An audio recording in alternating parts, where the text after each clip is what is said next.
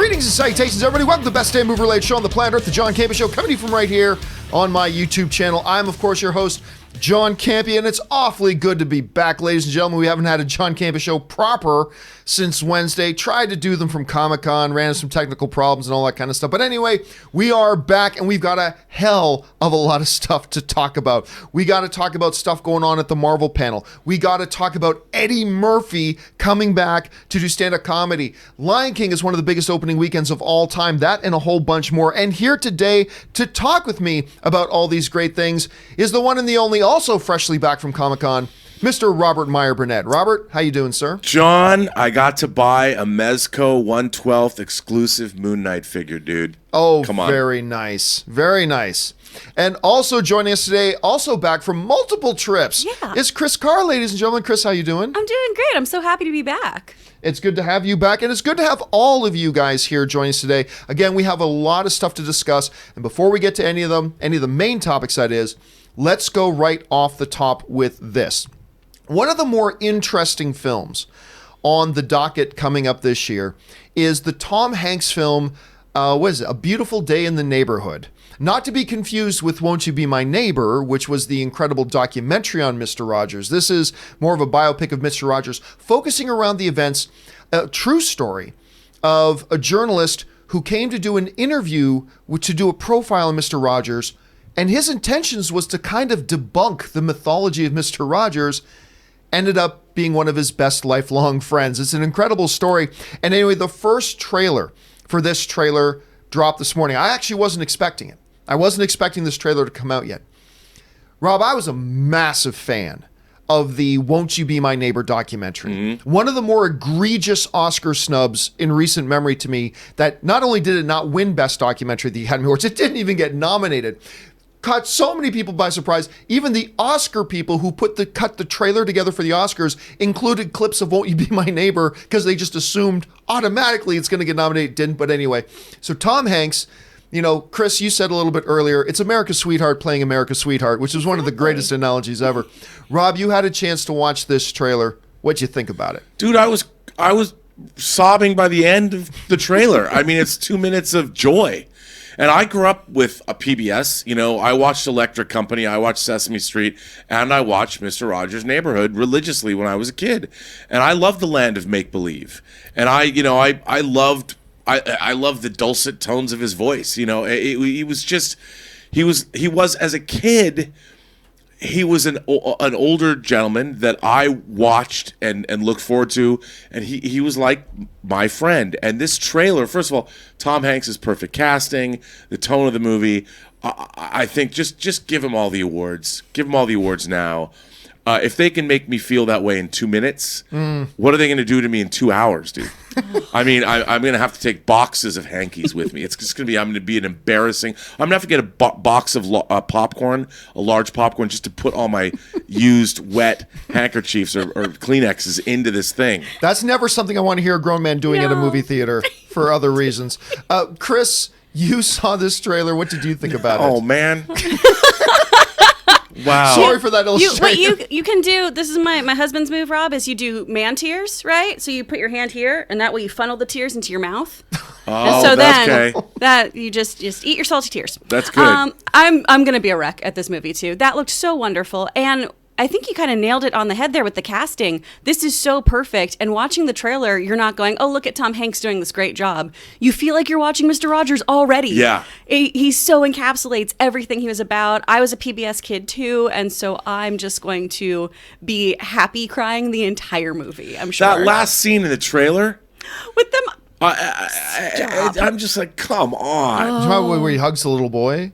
Is that no? The people singing on the subway. Well, since we're talking about the people singing on the subway. I mean, come on. And apparently that was that actually happened, and the guy documented that. Yeah, which is crazy. I'll tell you what, I grew like a lot of kids. I grew up watching some Mr. Rogers. But I never knew a lot about him other than he was an extraordinary person. Like I along with a lot of people. And then when I watched Won't You Be My Neighbor, and I watched these people, and there's a little bit of a personal element to it for me. But when you see this human being, I don't know that I can think of a truer hero than a guy like Mr. Rogers. And there's all these stories, and there's this one time, and this was all documented in the documentary, but he was an evangelical minister who decided the best way he can serve the world was to try to make children feel loved and special. And because, when you feel loved and special and all that kind of stuff, and you believe you have value, that also takes away excuses. It instills personal responsibility because you are special, you are valued, and therefore you have personal responsibility too, and you are worthy to be loved no matter what. And anyway, I remember at the time, there's this one scene in the documentary where he was very keen on modern events, and because he understood big modern events happening are affecting children.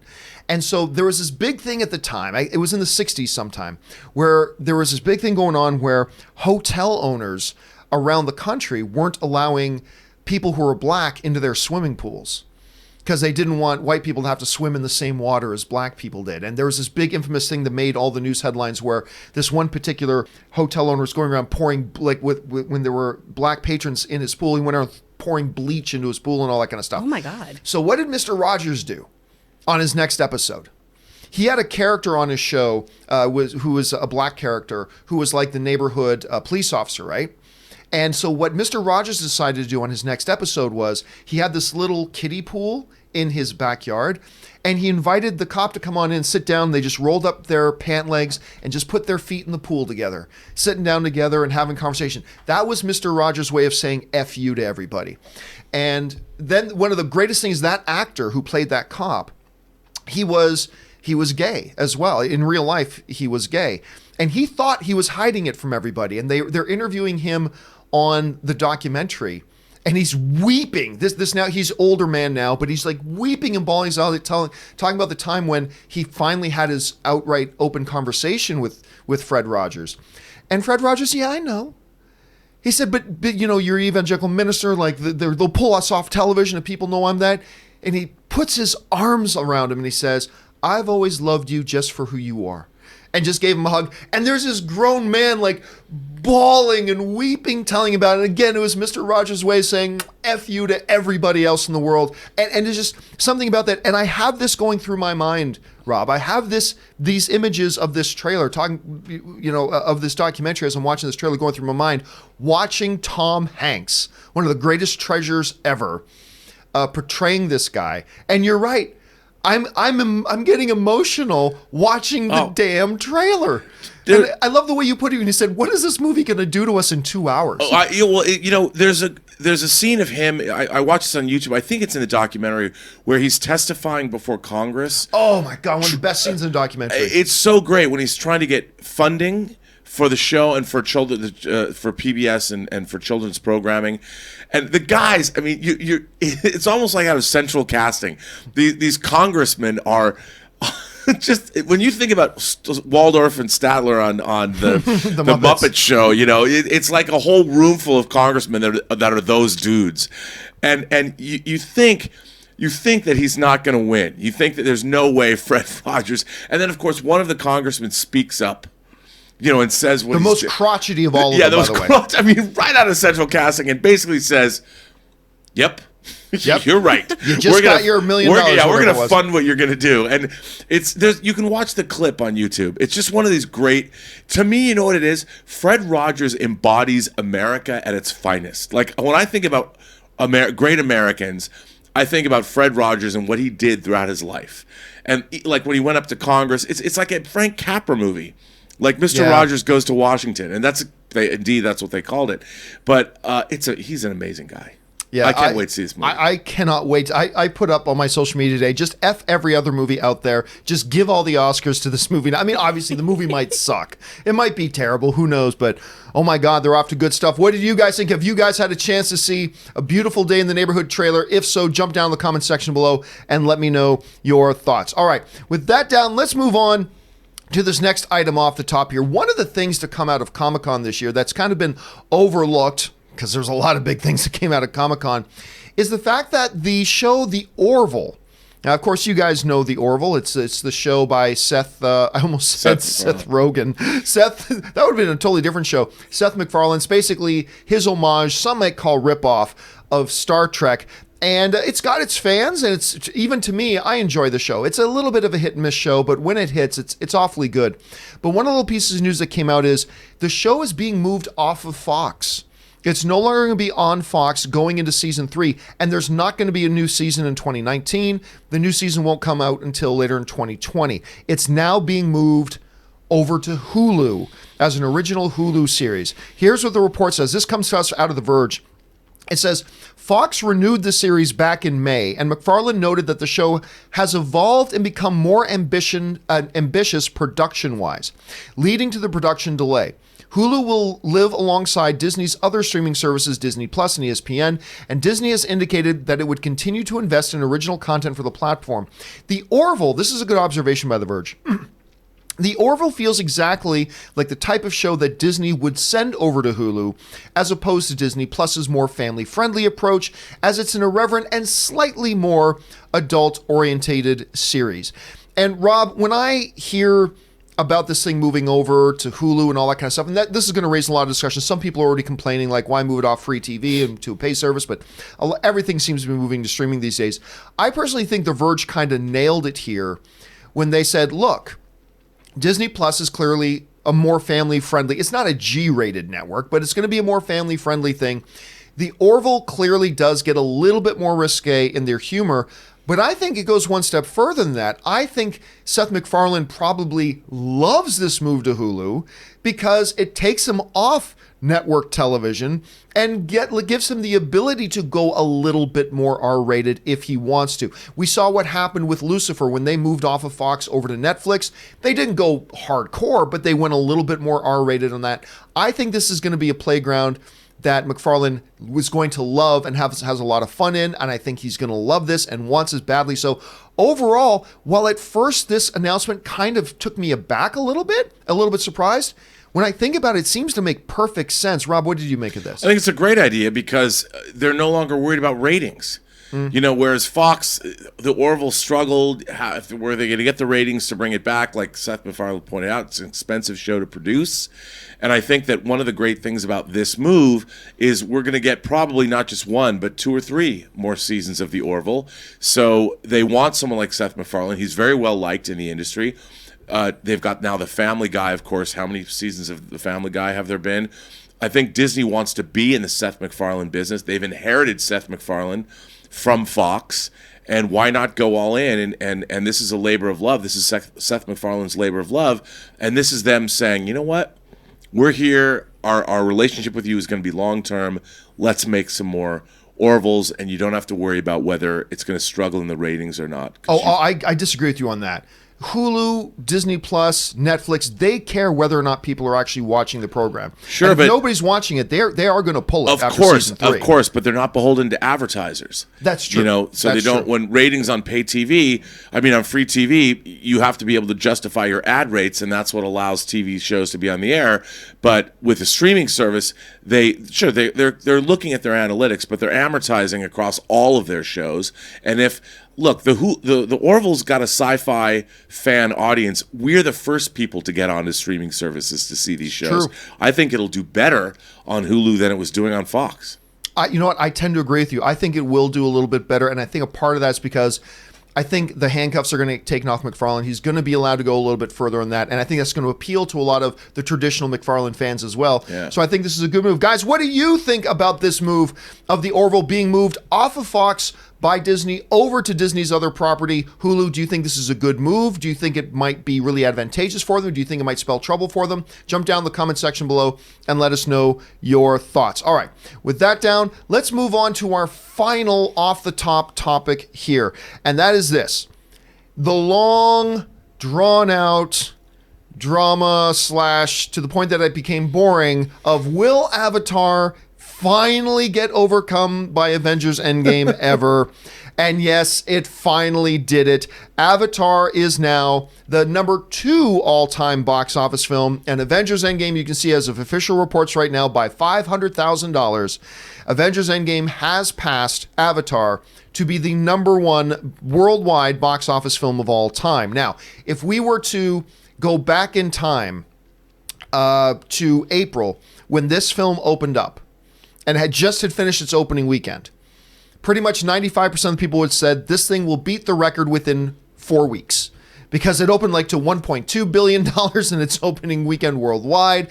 And the question isn't whether it'll become number one film. The question is, will it join the $4 billion club? There were a lot of people writing to me insisting it was going to join the $4 billion club. Forget about 3, which has never happened, but it was that. But now it has finally happened. We're here. It has crossed that mark and is now the number one film of all time. Only took, 16 weeks, 15 weeks, 14 weeks, whatever. But it's there. And is now the number one film ever. And finally, we're going to get to be able to stop talking about this whole damn thing, about whether or not it's finally going to catch it. And, Rob, as you and I both said a while ago, it's going to be razor close. If it falls short, it'll fall short by this much. If it crosses, it'll probably ultimately cross it by this much. But, Rob, now that it's happened and it's done, and it's now in our rear view mirror, what's the significance of this, of a movie like Avengers Endgame now becoming the all-time number one film worldwide? Well, to me, I think it's just the cherry on top of a giant, beautiful cake that we've all been eating. It represents a decade of work by literally tens of thousands of people.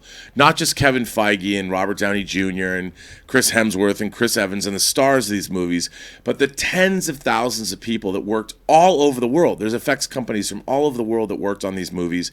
It truly represents a shift over to the global marketplace like we've never seen before. And really, in a way, Avengers Endgame is representative of the entire planet Earth, of all mankind, John. It's all about the movie going public around the planet. The Marvel Cinematic Universe now averages out to $1 billion a movie. If you include Spider-Man, you got 23 movies. Nothing's like this has ever been done. And you know what? These movies ultimately put smiles on people's faces. They make people feel good. They give us the kind of heroes, the people that we wish were there for us. And I think that what it does is it brings back, more than anything else, a magic to the movies. I mean, if you'll buy into superheroics and you like, as I've grown up with comic books and animation and things like this all my life, to see these movies writ large on the big screen this way, all it does is bring me joy and happiness. There's no cynicism here. It deserved to make this kind of money. It promised us one thing and it delivered. And in this day and age, you can't say that about a great many things. And we can complain and nitpick, but for the most part, I think it's pretty cool. Yeah, I mean, look, how many times has the all-time... Now, first of all, the opening weekend box office record falls at a fairly regular clip. Every year, couple of years, it gets beaten. If you take Endgame out of it for now, the all-time worldwide box office record has been beaten once in the last 12 or 13 years. It's been beaten once in the last 12 or 13 years, and that was Avatar beating Titanic. And if you got to go back even a lot further than that to say when it's been beaten twice. So now it's happened again. This is so rare. It's so rare that the all-time worldwide box office record gets beaten that you cannot help that, despite the fact that it feels like this has been a drawn-out conversation ever since April. We've been talking about this consistently. Finally, it happens. You still got to take a moment and appreciate what this has done. Not just because it's beaten the record, but understand, there's all the movies ever on the all-time list, right? And then huge gap, way up here is Avatar and Endgame.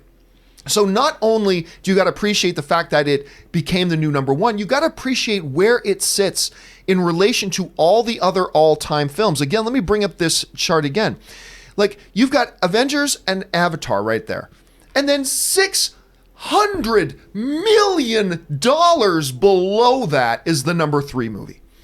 Like, think about that. Think about not just that it's number one, how far it has distanced itself from everything else other than Avatar. Look how far those things are distanced apart. And to understand and appreciate, you got to take a moment to appreciate just how big of a deal that is. Now, of course, the conversation has now been renewed. The debate has been renewed, and I'm already seeing people talking about it online. Some people will argue, well, it doesn't really count because if you take inflation into it, Avatar is still way ahead of Endgame. But you know my opinion of that. I don't think you can take inflation into it because then you got to take 20 other variables into it, and I don't think you do it. Then other people on the other side, well, Avatar had a re-release. And if you take away that re-release, it doesn't really count. To me, bottom line, that argument doesn't count, because the bottom line to me is it was number one. I don't care if people still paid money pulled out their wallets and paid money to go see it, then it counts. So get rid of this inflation argument, get rid of this re-release argument. None of them count. The one argument that I hear people make that I have some sympathy for, I'm not saying I agree with it, I'm just saying I have a little bit of sympathy for it. The one argument, Rob, that I'll hear people make, and I think it's worth at least bringing up and discussing, is the fact that whereas Avatar was truly a movie event, it was a one-shot movie that didn't have support going into it. It was its own. It introduced its world in one movie. It fleshed out its world in one movie. It ended its story in one movie. It was a one-time movie, $2.7 billion. To which some people will say, well, Endgame, it's not really its own standalone movie. If you put Endgame out in a vacuum without any of the other MCU films, it doesn't make $2.7 billion. And I can't refute that. If there was no such thing as the MCU and this out of nowhere they dropped Endgame, would Endgame have made $2.7 billion? No, clearly it wouldn't have. I acknowledge that. And they'll say, it had a 21 film buildup. It had 11 years buildup. It had 25 of the biggest stars in Hollywood, blah, blah, blah, blah. And all that is true, and I get that. It's worth throwing in there. But Rob, to me, it still comes down to this. Bottom line. You can but if, could've, should've, would've, all you want all day about any movie, anytime, and where it sits in box office history. To me, it is always about bottom line. Bottom line, when I look at this chart, Avatar has $2.7897 billion at the box office, and Avengers Endgame has $2.790.2 billion at the box office. That's it. No excuses, no crying. That's the bottom line.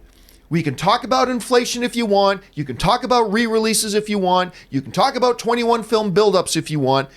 And I'm not saying those are completely irrelevant. I'm not saying that. I'm not trying to discredit anybody who wants to talk about re-releases or inflation. I'm not saying that. But bottom line is this. Avatar is the number one box office film of all time. It's only happened one other time in the past dozens of years. So let's just appreciate this. This is incredible. This is amazing. And by the way, so I decided, you know what? I wanted to know what everybody else thought. So today's John Campea Show question of the day that I put up on Twitter just before we started this show. The question of the day I simply put up was this. Considering Avatar, with inflation, is still ahead of that of Endgame, and that Endgame was the beneficiary of a 21 movie, 11-year buildup, do you consider Avengers Endgame to be the legitimate biggest film of all time? We discuss on today's show here. I will tell you what, Rob, I told you this before the show. I expected this to be like 97% yes and 3% no, but nearly a quarter of the over 4,000 people who have registered votes on this since the show has started are saying no. You got to put an asterisk before it, which is a much higher thing much higher number than I anticipated. Rob, when you're talking about when somebody wants to bring up to you, but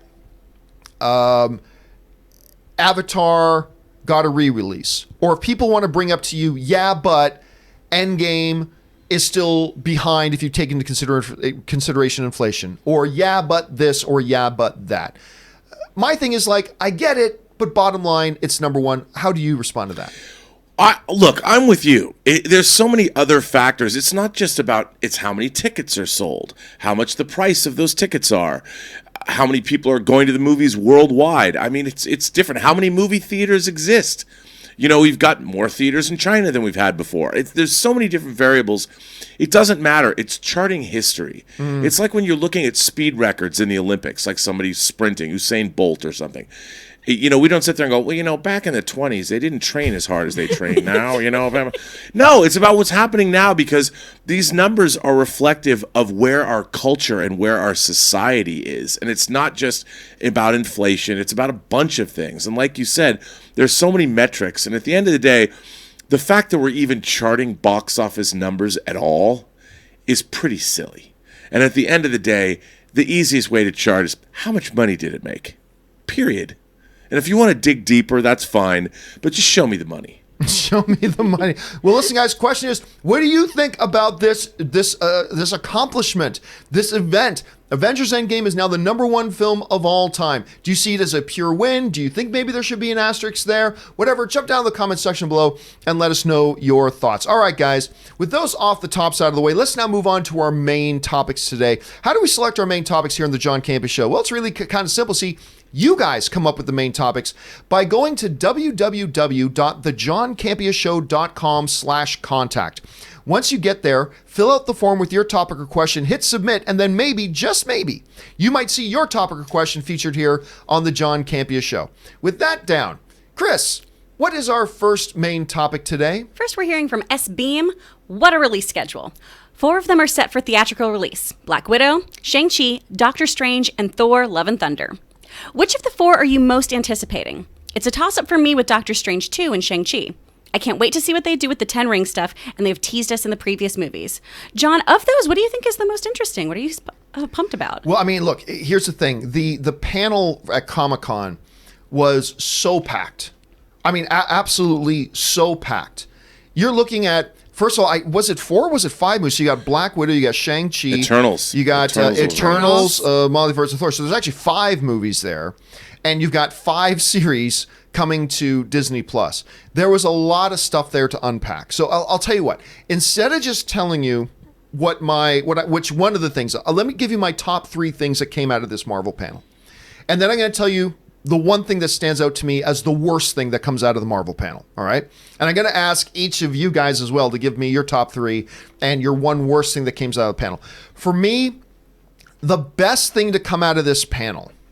And I'm not going to go into detail on it because we're going to talk about it a little bit more in just a bit on the show here.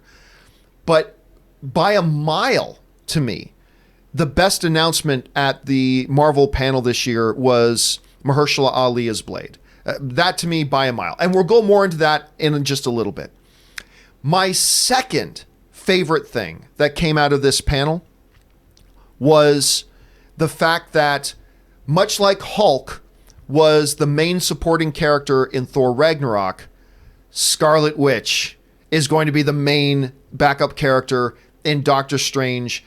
To that, I can't think, other than maybe, the Falcon and Winter Soldier, I can't think of a more logical, perfect fit matchup for a movie than Scarlet Witch and Doctor Strange, particularly with Doctor Strange. To me, that's just the perfect character to put with him. So I'd say my number 1 best thing that came out of this announcement was the Marheshala Ali as Blade. My number 2 favorite thing that came out of this announcement was Scarlet Witch going to be a part of the Doctor Strange 2. My third favorite thing that came out of this whole announcement was really more of a conceptual thing, and that is this: that all the Disney Plus series, none of them are prequels. They all happen post Endgame. And Kevin Feige kind of went into detail about that, WandaVision, what happens after. And now apparently there's some 50 stuff in there too, but apparently there's going to be a bunch of it. There's that. The Loki series happens. What happens after Loki gets away in Endgame? That's what the Loki series is going to take it. Falcon and Winter Soldier happens post Endgame. And so that was exciting to me. So my 3 favorite things here, Rob, were number 1, the Blade announcement, number 2, the Doctor Strange announcement with Scarlet Witch, and number 3, the fact that so much of these Disney Plus stuff is going to happen post Endgame. Not a lot of prequel stuff in there, which I really liked hearing. I'm going to tell you though, and again, I won't go into detail on this because we're going to talk about it a little more later. To me, the absolute worst thing that came out of this panel was the Thor announcement that Jane is going to be the new Thor. And again, I'm not going to go into detail on that because we'll talk about it more a little bit later, but that's my worst thing on here. Rob, there was a lot of stuff that came out in this panel, tons of it. Just get it down now to your top 3 announcements that came out of that panel. Well, first of all, number 1, my boy Tony Leung is playing the Mandarin. From Infernal Affairs. First of all, Tony Leung, and I wrote this, I put hashtag I'm in the mood for hard boiled because he stars in Wong Kar-wai's In the Mood for Love, and he's in John Woo's Hard Boiled. I love Tony Leung. I want to be Tony Leung. I've loved Tony Leung for 2 decades and more. He can do no wrong. I mean, I have a man crush on Tony Leung, and I'm not gay, but I love Tony Leung. And when they announced him as the Mandarin, First of all, I was not in the panel. I was with my friend Chuck, and his brother Horace was in the panel, and he was texting us in real time when all of these announcements were made.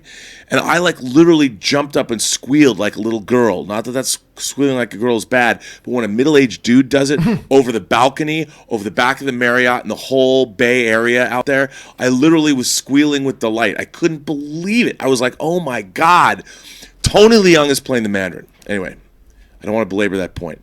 The second thing I loved was the fact that they're making a Doctor Strange movie called Doctor Strange and the Multiverse of Madness. It's going to be the first horror film in the MCU, really. I mean, they're embracing its horror elements, and then of course we've got Blade coming. But this, I couldn't help but think John Schnepp would have loved this more than anybody in the world. They're embracing the crazy Steve Ditko.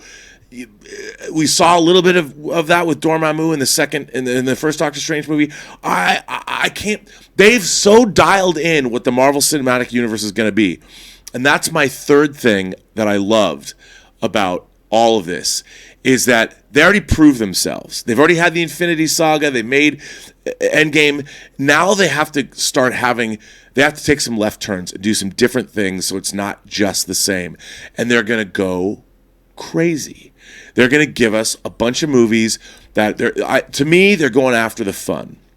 They're going after they're embracing the comic book nature of the MCU. They're going big, they're going large, they're going gigantic in terms of their comic book scope, as evidenced by the Doctor Strange movie. And then it's not Shang-Chi, Master of Kung Fu.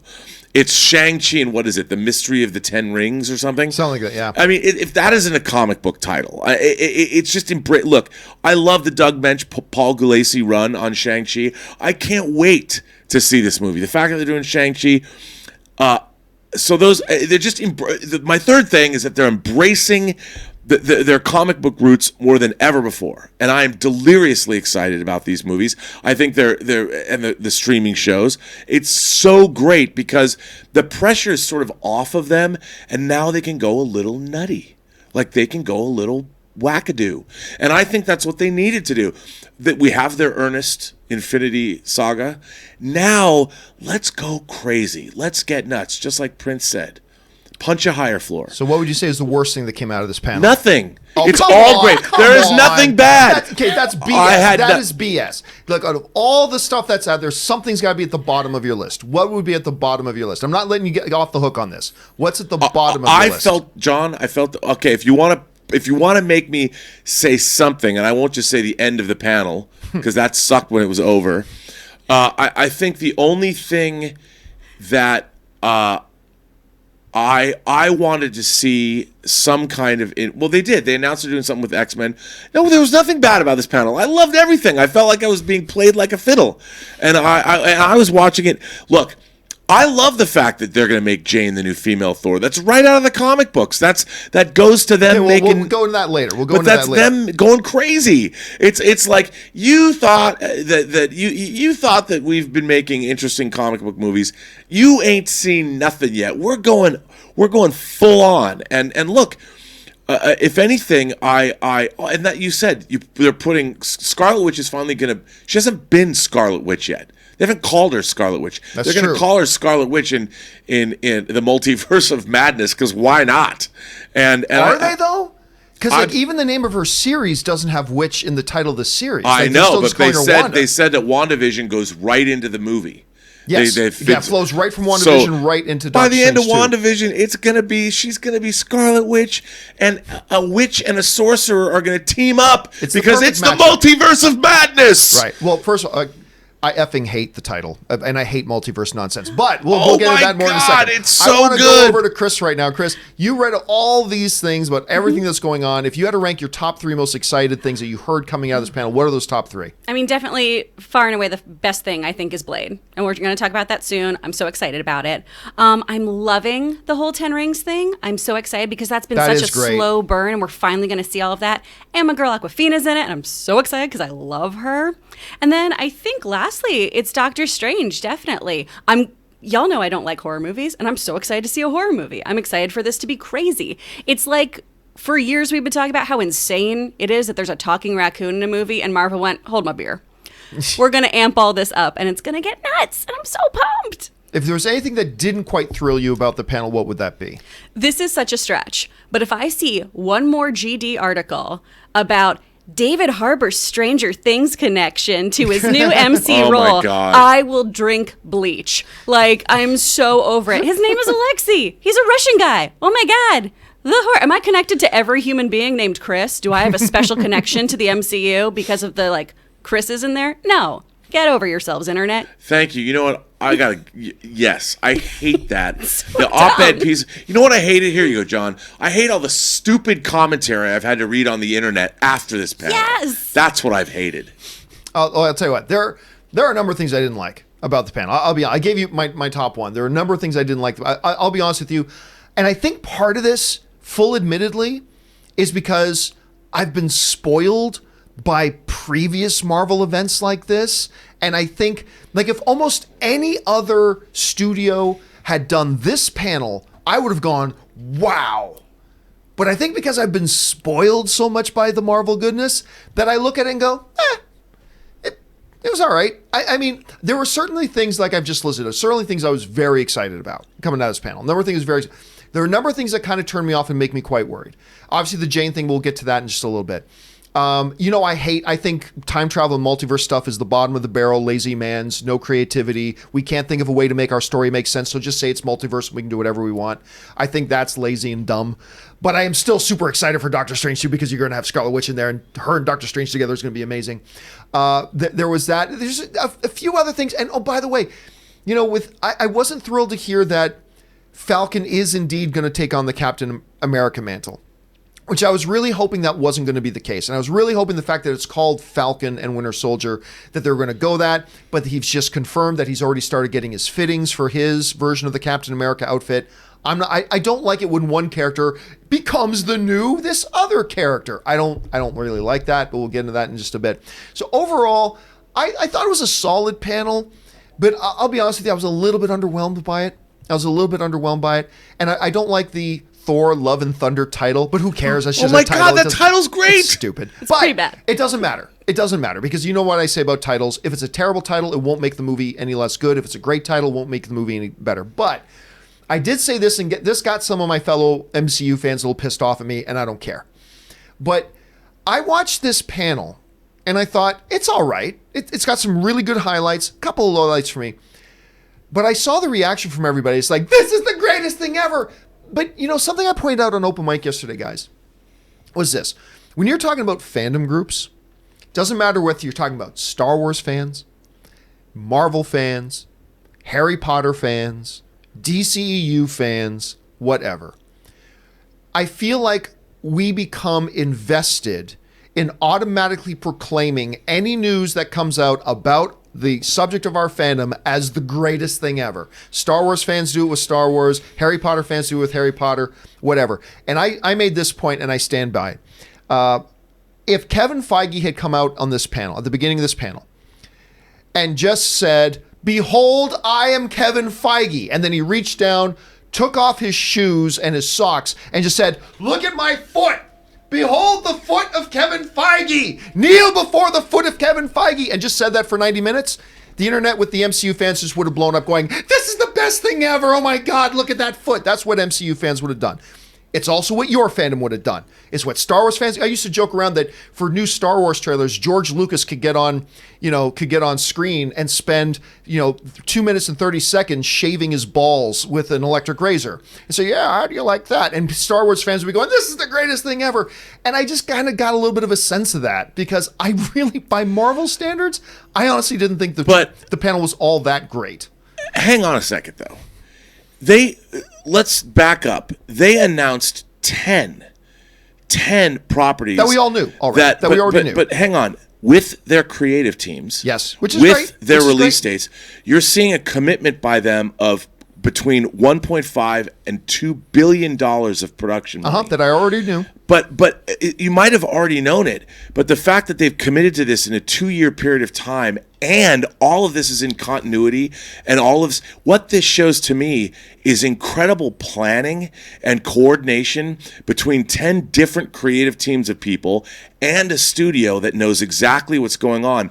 We've never seen this kind of creative coordination in a franchise property ever. No, and in terms of, I already knew that.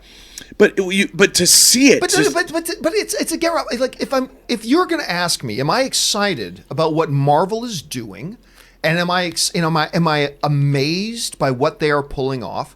The answer to that is an unequivocal. So yes, are you saying that you're jaded because you're continuing to watch something unprecedented and never happening before in the history of cinema? I'm but you're saying like, as a panel, I'm just talking about the panel. The topic isn't how do I feel about the MCU, because when I went to the Phase 3 announcement panel, there was so much stuff there that was out of the ordinary and unexpected and whatever, and it just left us all walking out going, holy crap, because we didn't know half the stuff that they brought to us.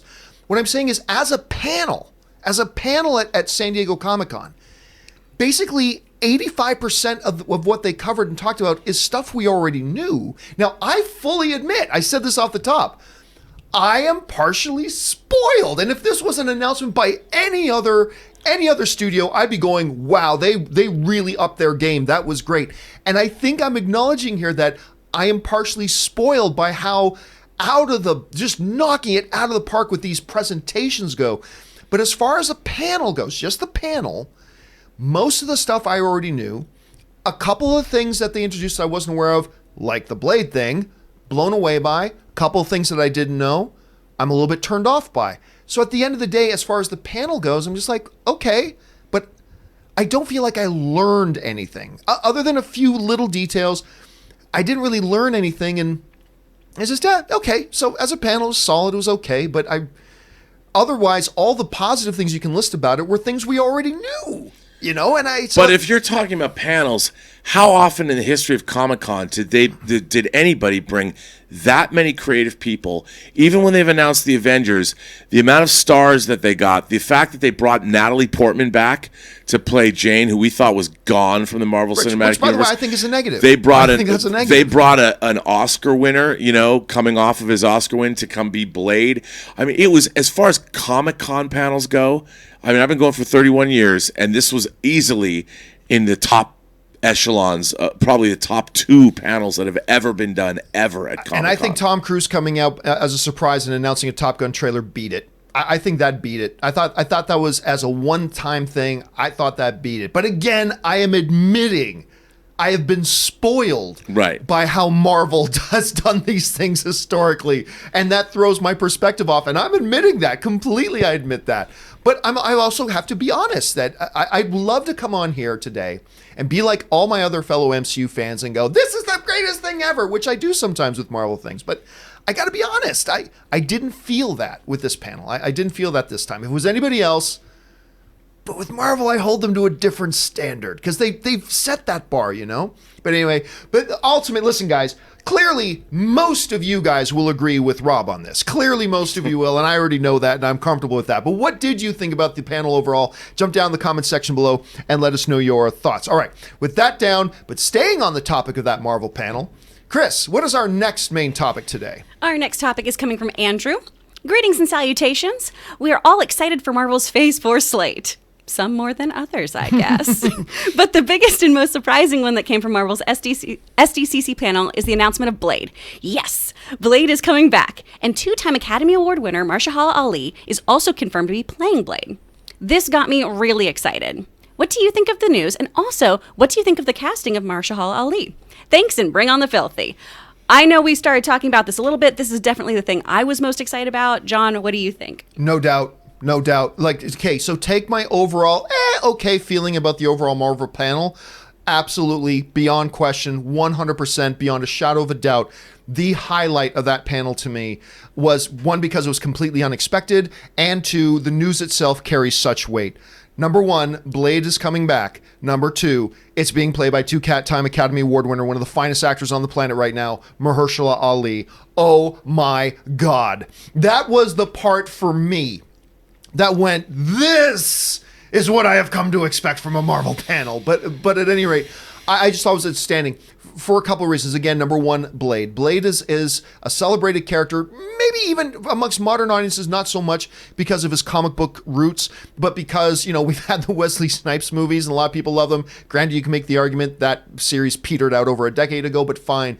Having Blade coming back, but putting a guy like Marheshala Ali in there, to me, is just 100% brilliant casting. There are probably a couple of other names, Rob, that they could have said, and I would have been just like if they said, I don't know whether it was a Chiwetel Ejiofor, although he's already in the MCU, but there are probably a couple other names that I also would have been hyper excited about. But there's just something about Marheshala Ali playing this role that I think is absolutely fabulous. It does raise a couple questions. Number one, Marheshala Ali today is 45 years old. This movie is not coming out in the next couple of years. The earliest this Blade movie will come out is in 3 years. So he's going to be 48 years old when his first Blade movie comes out. That's interesting. It's just something to keep in mind. Again, I don't think it's the be-all, end-all. Ben Affleck was mid-40s starting to play Batman, and I thought that was great, and this can be great too. But, considering today's comic book genre and the landscape of it, generally, you think if you're going to start a new character, you'll get a little bit younger. They're going to start with a guy who's going to be 48 when the first one comes out. So that's interesting. I still would go for it, and I would still do it. The other interesting thing this brings up is this. With Kevin Feige announcing Blade, that means this is going to be in the MCU. And if it's going to be in the MCU, if we take Bob Iger at his word, that kind of means this isn't going to be rated R. Now, granted, a lot of stuff can be done. Harker, Rob, you and I talk all the time about how, especially when you're dealing with monsters and robots and aliens, you can do a lot of brutal violence and the MPA will still give you a borderline PG-13, right? And so that's fine with me. But I do know a lot of people are going to probably get a little bit upset when they hear that, when they realize that Blade isn't going to be rated R. Remember, Bob Iger was very clear. We can do R-rated stuff. We just need to make sure we put it under a different brand like they're going to do with Deadpool, which is why they never mentioned Deadpool, because it's going to be a Fox film when they do Deadpool 3. And I kind of assume that if they ever were going to do Blade, I assume they would just do it like Deadpool. They're going to put it under the Fox banner, make it rated R. But by bringing in the MCU, I think that's a pretty clear signal that they're going to make it PG-13, probably as edgy of a PG-13 as film as they've ever done. Remember, Wolverine was always PG-13 until Logan. They did Wolverine as PG-13 and everything in the X-Men, and they did some pretty violent stuff. So, I don't know, Rob, number one, I already know you love it, but go a little bit more into detail about what you think about the casting of Marheshala Ali, which to me is just the sky just exploded into a rainbow of light. And number two, where are you interested, or do you find it interesting that they're actually going to make it in the MCU as opposed to under a different brand? Well, first of all, I love the story that was in the Hollywood Reporter about how Marheshala Ali, when he won the Oscar for Green Book, he actually called Kevin Feige for a meeting. Yeah. And he told him, I would really like to play Blade. And of course, that gives Kevin Feige an opening to, I'm going to cast last year's Academy Award winner in the MCU to play Blade. So I think that's great. His age doesn't really bother me. Like, vampires are immortal, right? So his age doesn't bother me so much. I mean, he's going to have to stay jacked to play the role well into his 50s, but that can be done. But I think this movie is, in fact, going to be R-rated because it's a vampire film. And I also think it's not going to cost nearly as much as what the MCU films have been costing, because it's more stripped down, it's more earthbound. There's there's no cosmic visual effects. I mean, maybe at the end or something, but it's a vampire movie. It's going to be a horror film, balls to the wall, just like Marvel has pioneered other genres, whether it's a political thriller or a heist film. This is going to be their horror movie, and I think people are going to know that it's going to be R-rated. I wouldn't be surprised if they announced somebody like Guillermo del Toro coming in and directing this. Ooh. Because I could see him wanting to come back and he obviously directed Blade 2. I could see him coming back you've got an Academy Award actor. Why not get Academy Award winning director to come in? I could see that happening. I'm really interested to see where they take this franchise. Hell, you could get Hannibal to come back from Blade 3, and if Deadpool's going to be part of whatever universe, why not? No, they're not going to do that. It's a bad idea. But I'm excited. I think it's great. I think it will be R-rated. I think it's going to be I think it's going to be Blade, and it leads more into where what they're going to do with Scarlet Witch and Doctor Strange. I think is going to actually, you're going to see a post-credit scene in that movie that leads directly into Blade. Whatever happens at Doctor Strange and the Multiverse of Madness is going to lead us into their horror realm, and at least that's what I would imagine. And I'm pretty excited about that. I think you're insane. Well, first of all, I agree with everything you said, except for one thing that I think you're absolutely insane on. And by the way, Marvel and Kevin Feige, nobody has said at this point, we're years away from the movie happening. Nobody has said that this is going to be PG-13. Nobody said this is going to be rated R. Let's just be clear about that. But you basically just took what the high supreme lord and emperor of Disney, the guy that Kevin Feige has to genuflect to, Bob Iger, has clearly and explicitly said, we can do R-rated stuff, but we got to have it under another brand to avoid any confusion with our audience. Bob Iger is so over-the-top protective of that, because Bob Iger's not going to allow them to go, hey, families, come on in and see our MCU films, MCU film. Oh, we're going to slip in an R-rated MCU film. That's a part of our overall cinematic universe. No way Bob Iger allows that. And he's already said as much. So you're saying, you think Bob Iger, you're just going to take what Bob Iger said about that clearly, and you're just going to throw that away. You say, no, Bob Iger is going to be okay with selling to his audience. We have a family-friendly MCU. You can bring kids to our MCU and it's safe. And then as a part of that MCU, he's going to slip in R-rated stuff? I don't buy it. You gotta convince me about and I'm hoping to have my mind changed, Rob, but you gotta convince me Bob Iger's line of thinking that would make him do a complete 180 from what he said just a few months ago to allowing something like that now, because I just don't see him doing it. Venom. I mean, Venom. But that's why they're going to have R-rated material like Deadpool. That's going to put under another I think brand. that Bob Iger's going to be like, yeah, we're gonna go into the horror direction. I mean, it doesn't matter what somebody says at one time. Things change. They're going to make just a few months ago. If they're going to make right, but we didn't know about Blade until just now. I think it's going to be. You can't make a movie. I mean, you can, I guess. You could make Hammer horror movies, or Fright Night was PG-13, but this is Blade. I mean, Blade decapitates vampires. I mean, I don't understand how you could make a PG Blade movie that would be at all satisfying to an audience who's already seen 3 R-rated Blade movies. Over a decade ago, that died out. I think this is going to be the MCU's first R-rated movie. Listen, if I were Bob Iger, and let me rephrase, if Bob Iger were to call me and say, John, I've got 2 options here. We can make Blade, and we're going to put him under the Fox banner, and we're going to go full-blown R. Or we're going to bring him into the MCU and make it edgy PG-13. We're going to make it PG-13 in the MCU. What should we do? I would say go R and put him in, like, Deadpool's making all types of money. If they were going to bring any R-rated thing into the MCU, it would be Deadpool. It would be Deadpool. Everybody was screaming to see Deadpool interact with Spider-Man. Everybody's screaming to see Deadpool interact with these things. But Bob Iger drew a line, and he said, no. Deadpool, we can go rated R because it's going to make lots of money, but he's going to go over there and be under a different banner because I'm not going to confuse my audience and bring him into the MCU. Now, if he were to ask me, I'd say go R with Blade. But I just don't think that's what he's going to do. I'll tell you something different, too. Deadpool has a lot of body humor, sexual humor. But it's brutally violent, too. It is brutally violent, but the thing is, Blade's not going to have any unless they're seducing Dracula or something. But Blade is not going to be making jokes about National Women's Day the way Deadpool does. And I think in our civilization here in America, you can kill as many people as you want, but you show a bare woman's breast and people go bananas.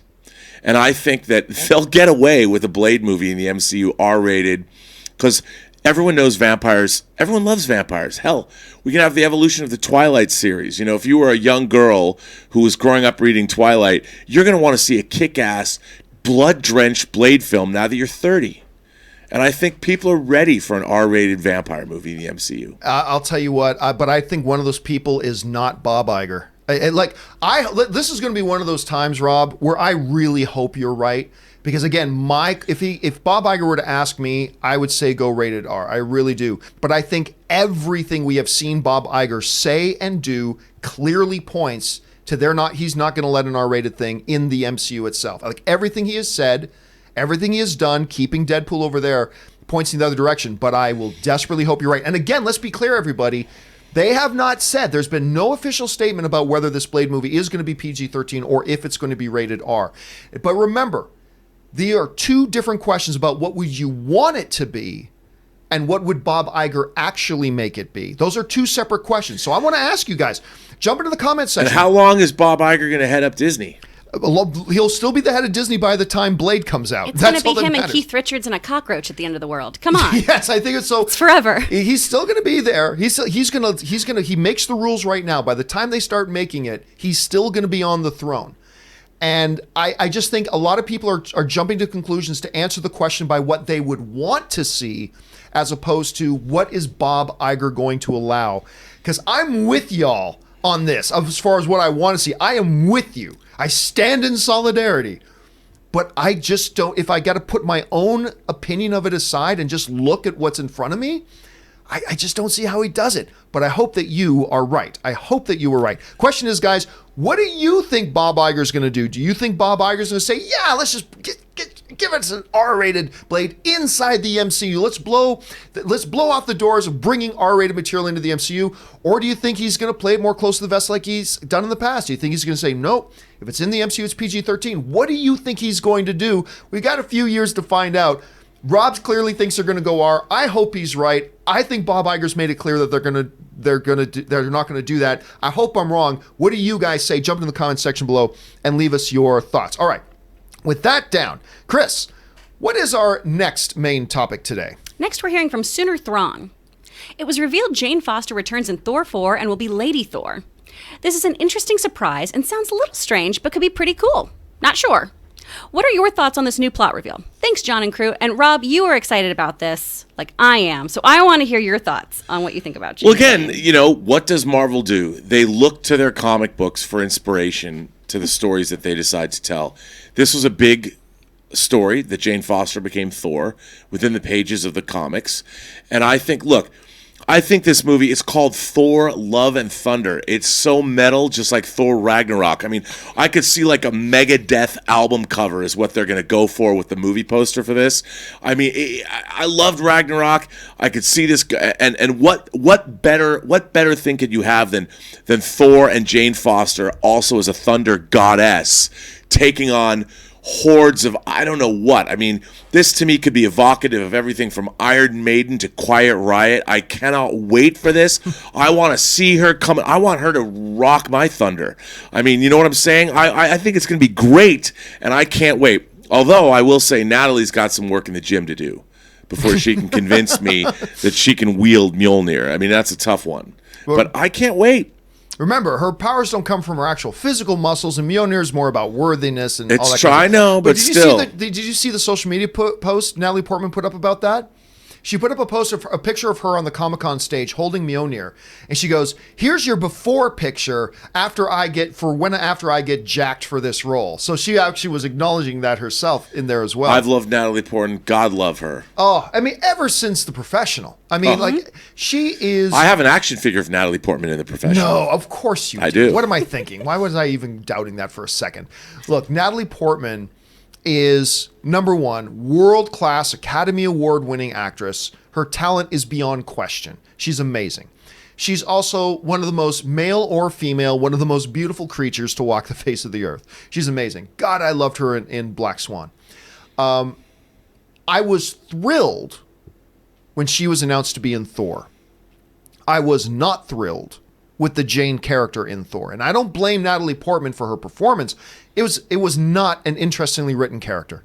I thought the Jane character, and one of the worst romances that I felt no chemistry of at all from the first two Thor films they've ever done in the MCU, between her, the Jane character and the Thor character, never felt it. You add on top of that, like I said earlier, I am not big on this whole such and such a character becomes the new this character. No, look, Thor is not a title. Thor is not a mantle. Thor is who he is. He's Thor. He isn't suddenly going to become Bobby. His name's Thor. Somebody else, if I'm going to step out at some point, Rob, I'm going to be on vacation and you're going to host the John Campea Show. Your name doesn't suddenly become John. You're still Rob. and I am still John. This whole thing about, and Taika Waititi clearly said she is now Thor. She is the new Thor. And I'm like, well, wait a minute. Is she now suddenly Odin's biological child? This makes no sense to me. So there's a couple strikes against it here as far as I'm concerned, Rob. Number one, you are now elevating one of the least well-received characters in the history of the MCU. That generally speaking, people don't love this character. We love Natalie Portman, but people don't love the Jane character. And they've never liked the relationship there. When you're talking about the title called Love and Thunder, you assume there's going to be some kind of love interest there and all that kind of stuff. So again, you're going to got a lot of work to do to make that work for me. I don't like the idea. I don't mind the idea. If you want to take inspiration for the comics books of saying Jane gets bestowed with the powers of the Asgardians and she herself becomes a character, I'm not opposed to that. But to say she now becomes Thor. Now, I got no problem with her being able to lift Mjolnir. They always portrayed Jane as a very pure of heart character who is brave and courageous and pure of heart and all that kind of stuff. So, I'm not against the idea that she can wield the Mjolnir. And by wielding Mjolnir, by Odin's enchantment, you possess the powers of Thor. Great. But Captain America wielded Thor. His name didn't stop being Steve and suddenly became Thor. No, he was still Captain America. He was still Steve. So I'll tell you what. I love the idea, because you and I have talked about this before, Rob. I love the idea that they're doing another Thor. I love that Taika Waititi's coming back. And I do trust Taika Waititi. And clearly we trust Kevin Feige. So overall, am I still looking forward to this movie? Absolutely. But I will admit a little bit of my enthusiasm has taken a bit of a hit from the whole notion about them making somebody else a new Thor, which I don't like that in concept anyway. There are some exceptions where it works, and maybe this will be one. They're elevating a character that's one of their least well-received characters. They're suggesting they're going to try to respark romance, which we don't know that for sure, but the title seems to suggest it, which I don't think has ever worked. So I got to admit, while I'm still looking forward to Thor 4, I got to say this news has taken a bit of wind out of my sails for it. A little bit of wind out of my sails. Still looking forward to it, but I'm just a little iffy on this right now. Kris, listen, you heard about this whole thing with Natalie Portman becoming Thor, all this kind of stuff. What do you make of it? How do you receive it? I'm excited about it, but cautious. I've got a little grain of sand in there. So in the comics, this all happens, right? And it's after the events of Original Sin, when Thor is no longer worthy of Mjolnir, and then we have a Lady Thor all of a sudden. But what works in the comics too is we have this slow build of who is wielding this new Thor mantle of sorts, who is the woman behind that Asgardian mask, and then we learn it's Jane. So that was one of the things the comics had going for it that really, really worked. We know Jane's going to become Thor already. So that's where I have a little bit of an issue. But what I'm much more excited about, and I don't know why no one is talking about this, are we going to get Beta Ray Bill in this movie? That's we are. Question, yeah. This is so metal. The name is ridiculous. This is 80s as hell. Give me Beta Ray Bill. I could care less about Jane, honestly. I want him. I love the fact that we had that guy first wielding the hammer. Get him in here. Do we got Korg in Ragnarok? We are going to get Beta Ray Bill in this movie. I'm convinced of it more than ever. I mean, this movie is called Love and Thunder. I mean, that is a metal title. That is painted on every van. Metal title. I mean, it's metal, just like Ragnarok. I mean, it's so... I want to hear, Guns N' Roses in this movie. I want to hear maybe a love scene to November Rain. When I look into her eyes, you can feel a love restrained. I mean, I can't wait! Look, here's a question. Where the hell did Mjolnir come from? Yeah. Yet another fake Marvel death. The destruction of Mjolnir, because you say, well, the Cap took Mjolnir back. At least we think he did, didn't he? So where's this Mjolnir coming from? Is it a brand new Mjolnir? Is it a brand new rep? But then why not just give it a new name? I don't know. The Beta Ray Bill thing is interesting. See, the only thing, because I'm with you guys, I lean towards thinking there's going to be Beta Ray Bill. But the one thing that makes me hold back on that a little bit is, why wouldn't they say that at a Comic-Con panel where you utter the phrase, Beta Ray Bill? That place would have exploded with enthusiasm and excitement. The only thing I can think of is that we got D23 coming. Mm-hmm. And by the way, I think we're going to get a lot more announcements at D23. I think they're going to talk Black Panther at D23. I think they're going to talk I think they're going to show a full trailer for Black Widow at D23. I think we're going to get more information and more news that they didn't cover for 2020 and 2021 at D23. But one of those things that they could talk about is maybe a Beta Ray Bill gets brought up. But I'm caught on this question. Where the hell does Mjolnir come from at this point? Do they do another alternate dimension? Well, I'm just going to walk into one of the alternate dimensions, grab Mjolnir, bring it over, which is, again, is why I hate alternate dimension stuff. But anyway, so that's interesting. Question is, guys, what do you think about this announcement that Jane is going to be the new Thor? Jump down to the comment section below. A lot of people very excited about it. Some people like me a little bit apprehensive about it. Jump down in the comment section below and let me know your thoughts. All right, with that down, let's move on to our final main topic today. Kris, what is our final main topic today? Nick Talks Flicks is going to write to us saying, "Hi, John. So Lion King opened to a giant 185 million on its opening weekend, despite the negative reviews. After that opening, do you think that 2 billion is back on the table? Thanks and bring on the filthy." So despite these negative reviews, John, I know you really enjoyed the film. Do you think it's going to get up there to 2? First of all, let's talk about how much this movie's made opening weekend. It made 185 million. To put that into perspective, that makes Lion King the 9th largest opening weekend in film history and the 2nd largest opening in film history for any film that wasn't a comic book film or had the name Star Wars in front of it. Only 2 films in this thing. Only one other movie, and that's Jurassic World, has ever made more on its opening weekend for a movie that didn't start with the word Star Wars or was part of the MCU. That's impressive, 185. As impressive as that is, I still got to say, I believe it would have been higher had the critic response to Lion King not been so mixed to negative. I mean, I get it. It's over 50%. The majority of the critics liked it, but still, so many of the critics didn't like this thing, and a very questionable, message got sent out there by the critics. I think it could have cracked 200. But I will also say this. When the critic reviews came out, I said, I think this is going to affect it a lot. I don't know that this thing's going to go over 175. And clearly it did. Massive, massive, huge win for Disney. Great. Is $2 billion on the table for Disney? I got to say no. I don't think $2 billion is in the cards for Lion King for 2 reasons. Number one, the negative reviews. I just think, look, that's not the be all and end all, but it does have an impact. And when you're trying to get to $2 billion, every inch counts. And I just think that opening sub 200 million, I don't think it bodes well for this thing getting to 2 billion. So I'm going to guess no on that front. The second thing I'm going to say is this. Only one film ever in history that made less than The Lion King on opening weekend joined the $2 billion club. And I believe that was just Avatar.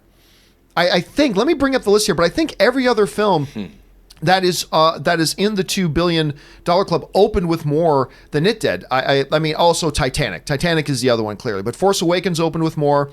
Avengers Infinity War opened with more. Avengers Endgame opened with more. These are the films that inhabit the $2 billion club. And for that reason, too, I just don't see it happening on that front. Rob, listen, clearly, even though it had the bad reviews, 2nd biggest opening in history for a non-Star Wars, non-comic book film, 9th overall biggest opening weekend in history. It's a huge number. I don't see it getting to $2 billion, though, just when you take all things into consideration. What do you think about its opening number, and do you think it can get to $2 billion? One, I think it opened huge, like we both knew it was going to open huge. I didn't know exactly how huge, but I knew it was going to open huge. People love The Lion King.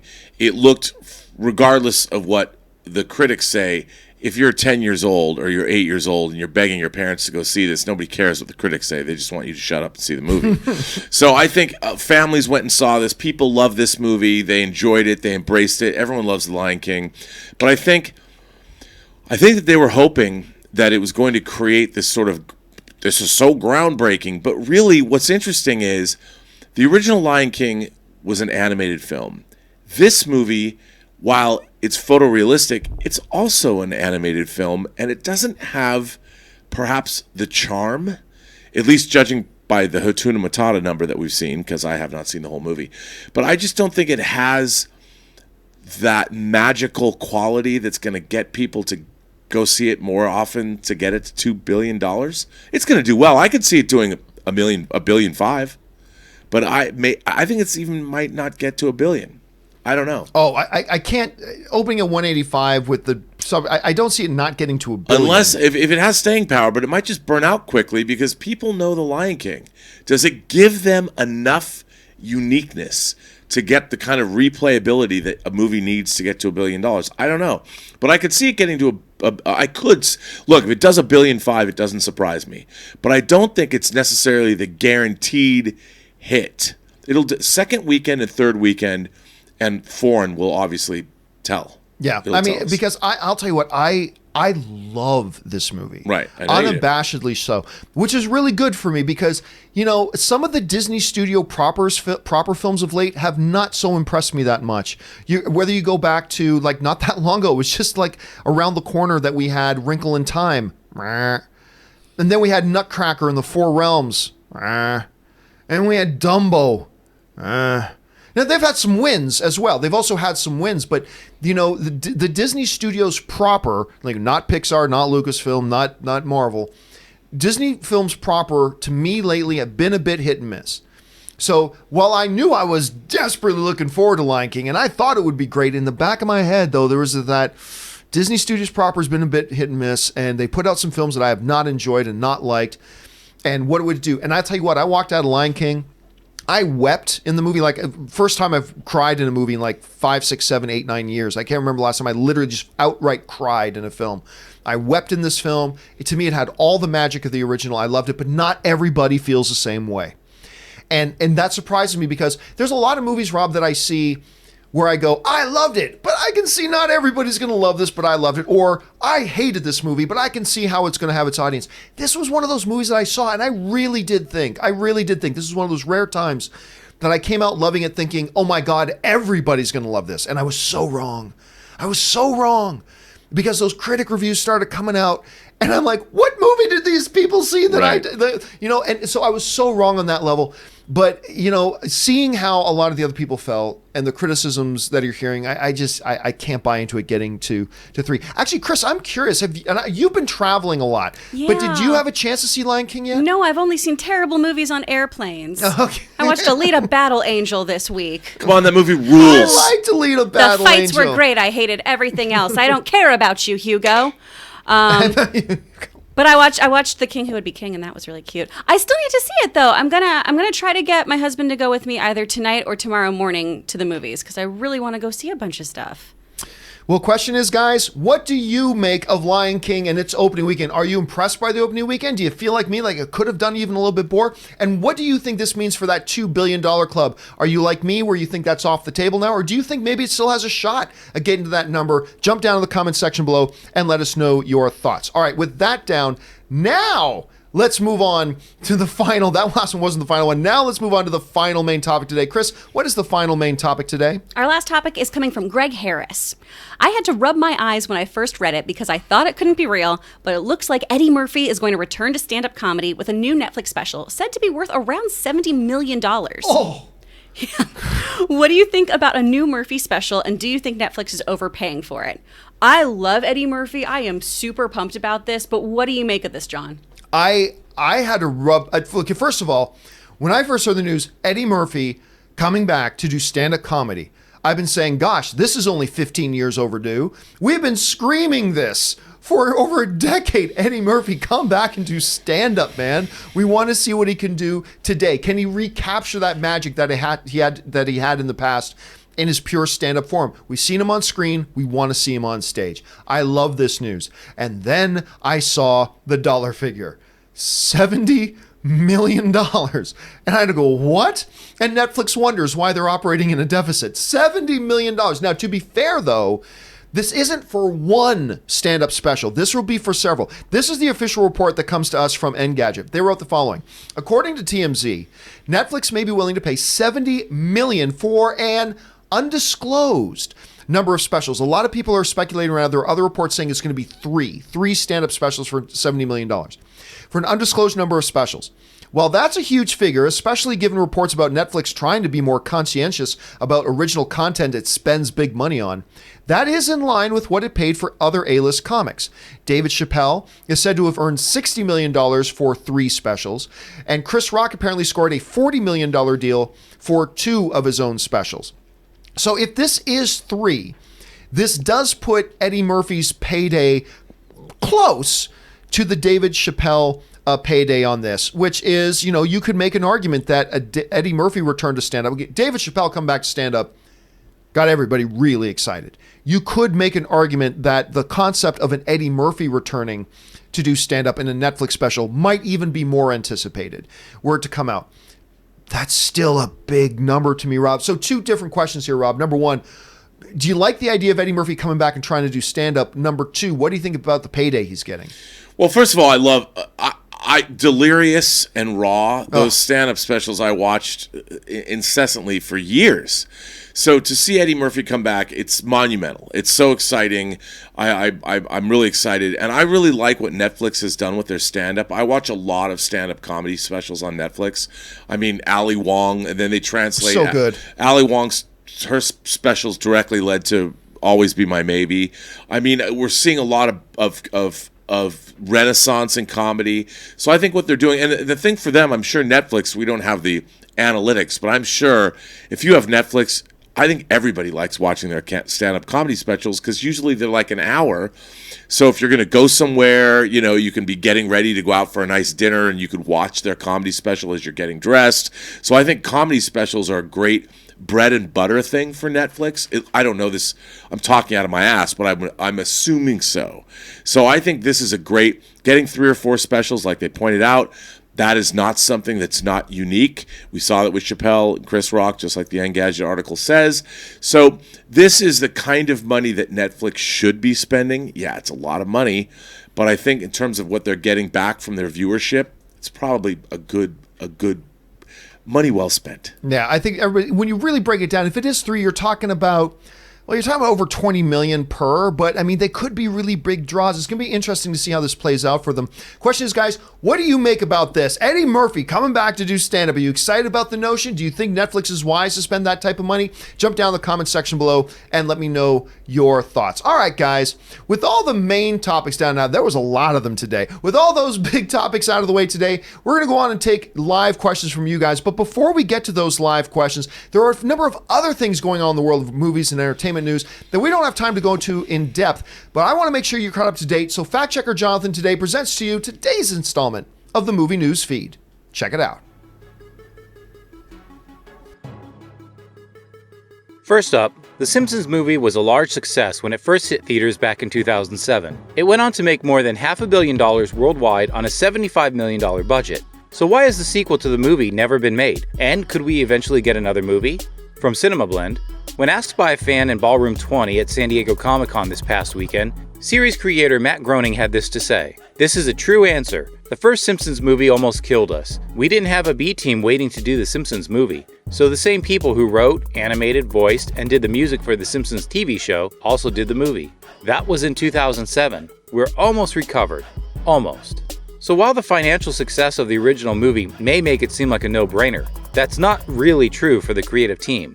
The Simpsons is heading into season 31 this TV season and still routinely produces a full season of television, with 23 episodes airing during the 2018-2019 TV season. No doubt Disney will want something for the money it's spent on the property, so time will tell when we get the eventual Simpsons movie sequel. Next up, actress Yvonne Strahovski of The Handmaid's Tale fame has signed up to star opposite Chris Pratt in director Chris McKay's sci-fi film Ghost Draft. From ComingSoon.net, the plot details for the project have yet to be released. Ghost Draft is expected to begin production this summer. Strahovski has a number of projects on the docket, including the TV series Stateless and the film Angel of Mine. She also appeared in last year's The Predator. Next up, Doom Patrol will be returning for a second season on DC Universe via a deal with HBO Max, Warner Bros.' forthcoming streaming service, which has been a champion of the series. From Deadline, the news was revealed yesterday by executive producer Jeremy Carver and series star Diane Guerrero of Crazy Jane during the show's panel at Comic-Con in San Diego. Under the DC Universe HBO Max deal, new original episodes of the series will debut in 2020. Additionally, upon the spring 2020 launch of HBO Max, all 15 episodes of Doom Patrol Season 1 will be available for streaming. Next up, even more news from San Diego Comic-Con and DC. Young Justice Season 4 is officially happening.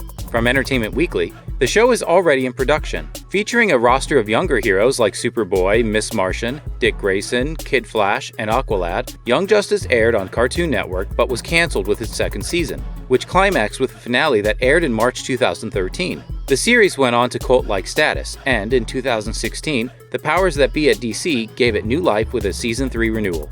And finally, Riverdale is planning to make a special tribute to Luke Perry. From Variety, the show's executive producer, Roberto Aguirre-Sacasa, announced at Comic-Con that Shannon Doherty, Perry's longtime friend and Beverly Hills 90210 co-star, will guest star in the Season 4 premiere. The tribute episode will reflect Perry's enduring legacy and the indelible imprint his character, Fred Andrews, had on the series. Precise details on Doherty's character are being kept under wraps, but Aguirre-Sacasa described it as very emotional. Perry died in March 2019 at the age of 52 after suffering a major stroke. At the time, Doherty expressed that she was struggling with this loss, and that processing it is impossible. And that will do it for today's installment of the Movie News Feed. And now you are all caught up to date on all the stuff going on in the world of movies, and special thanks to fact checker Jonathan for putting the movie news feed together for us. All right, guys, with that down, now let's go over and start taking your live questions. You guys have been firing them in like mad over here. We're going to get things started off here with Laugh Warehouse, who writes, I think Doctor Strange 2 will introduce us to Jane as Thor. Oh, I don't think so, not at all. That's her becoming Thor will be a major storyline, and you already got Doctor Strange, you got Scarlet Witch in there. I just don't see how they cram that into the same movie, so I'm going to guess no on that. You save that for the Thor movie, because that's a major story. ZOMG Ruler writes, Avatar still number one overseas. Cats looks creepy as, yeah, Cats... Listen, I thought the CG was remarkable. I really do. But I did not like the trailer in general.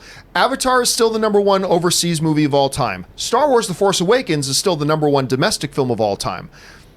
But the big one that matters is overall worldwide, and that is Avengers Endgame. But that is true. Avatar is still the number one overseas. Force Awakens is still number one domestic.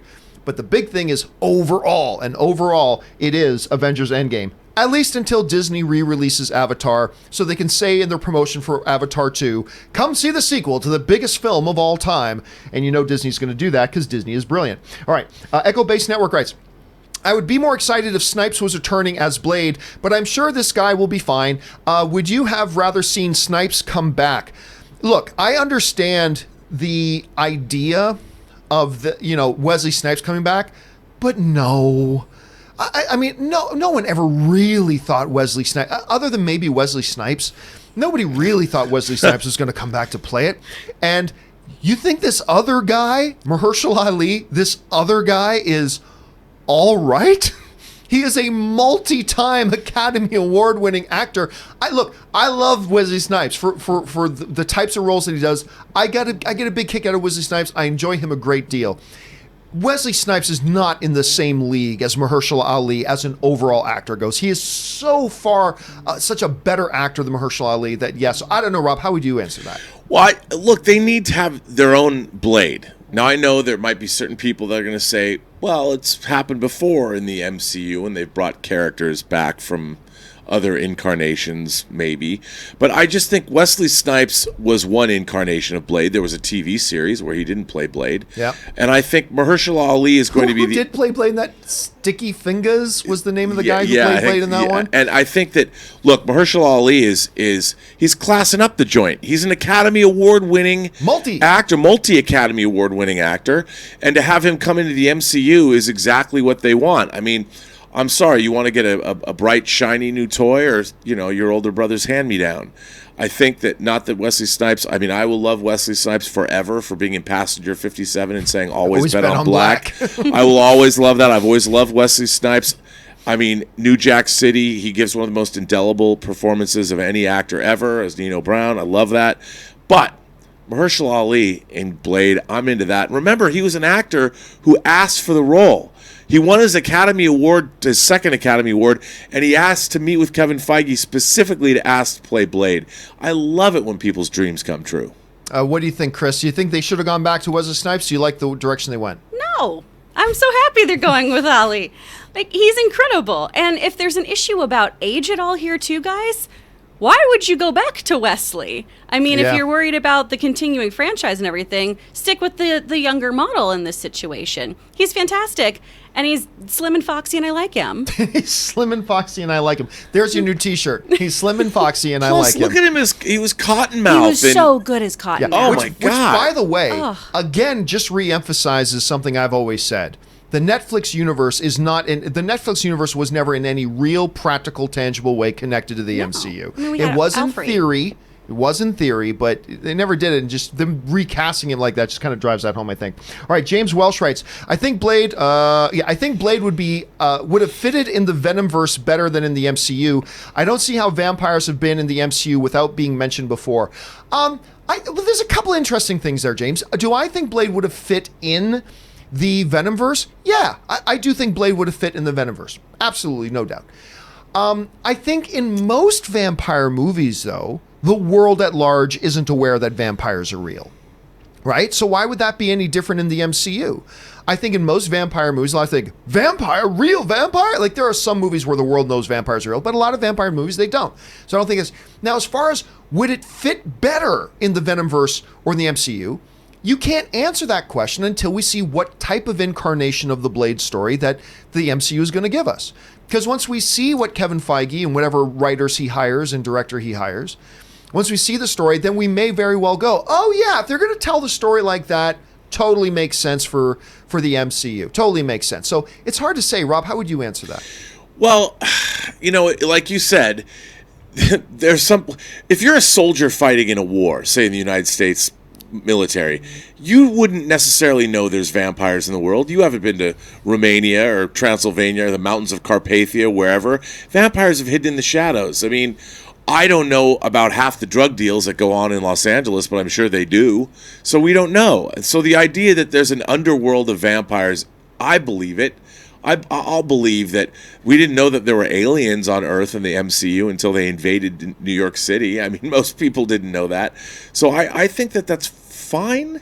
That it's going to work out. I don't have a problem with any of that. By the way, before I forget, this is a bit of an aside. That's a total aside. I forgot to ask you this earlier, Rob, because I want to know what you think. During the Eternals part of the Marvel panel, one of the things Kevin Feige has said, because a lot of us have been assuming, Eternals is going to be set off in the universe and the galaxy. Kevin Feige said, this movie, Eternals, is about these ancient characters who have been living on Earth, hidden on Earth for 35,000 years, and we've never met them before. That is a huge chunk of information that nobody's talking about. Eternals is not going to be set in the environment we thought. This is going to be on Earth, modern day, about these characters who have just been here for that long. What did you think of that when you heard? Because I was shocked by it. I was really surprised. That's part of the lore. I mean, the Eternals and Deviants, there's been, it was all about manipulation of the bloodlines and all of that. And again, it has ties to the greater cosmic realm, but they're going to lean into they're going back to the comic book lore. And I think that's interesting. I think, okay, because if they were going to bring the mutants into the MCU in a different way, they could use how the Eternals were created to spawn this. Look, this is me talking out of my ass. I don't know anything about this. I'm just saying that they're dealing with bloodline manipulation and genetic engineering. That's all part of the Eternals and Deviant storyline, and them being on Earth for a long time and not known is part of the comic lore.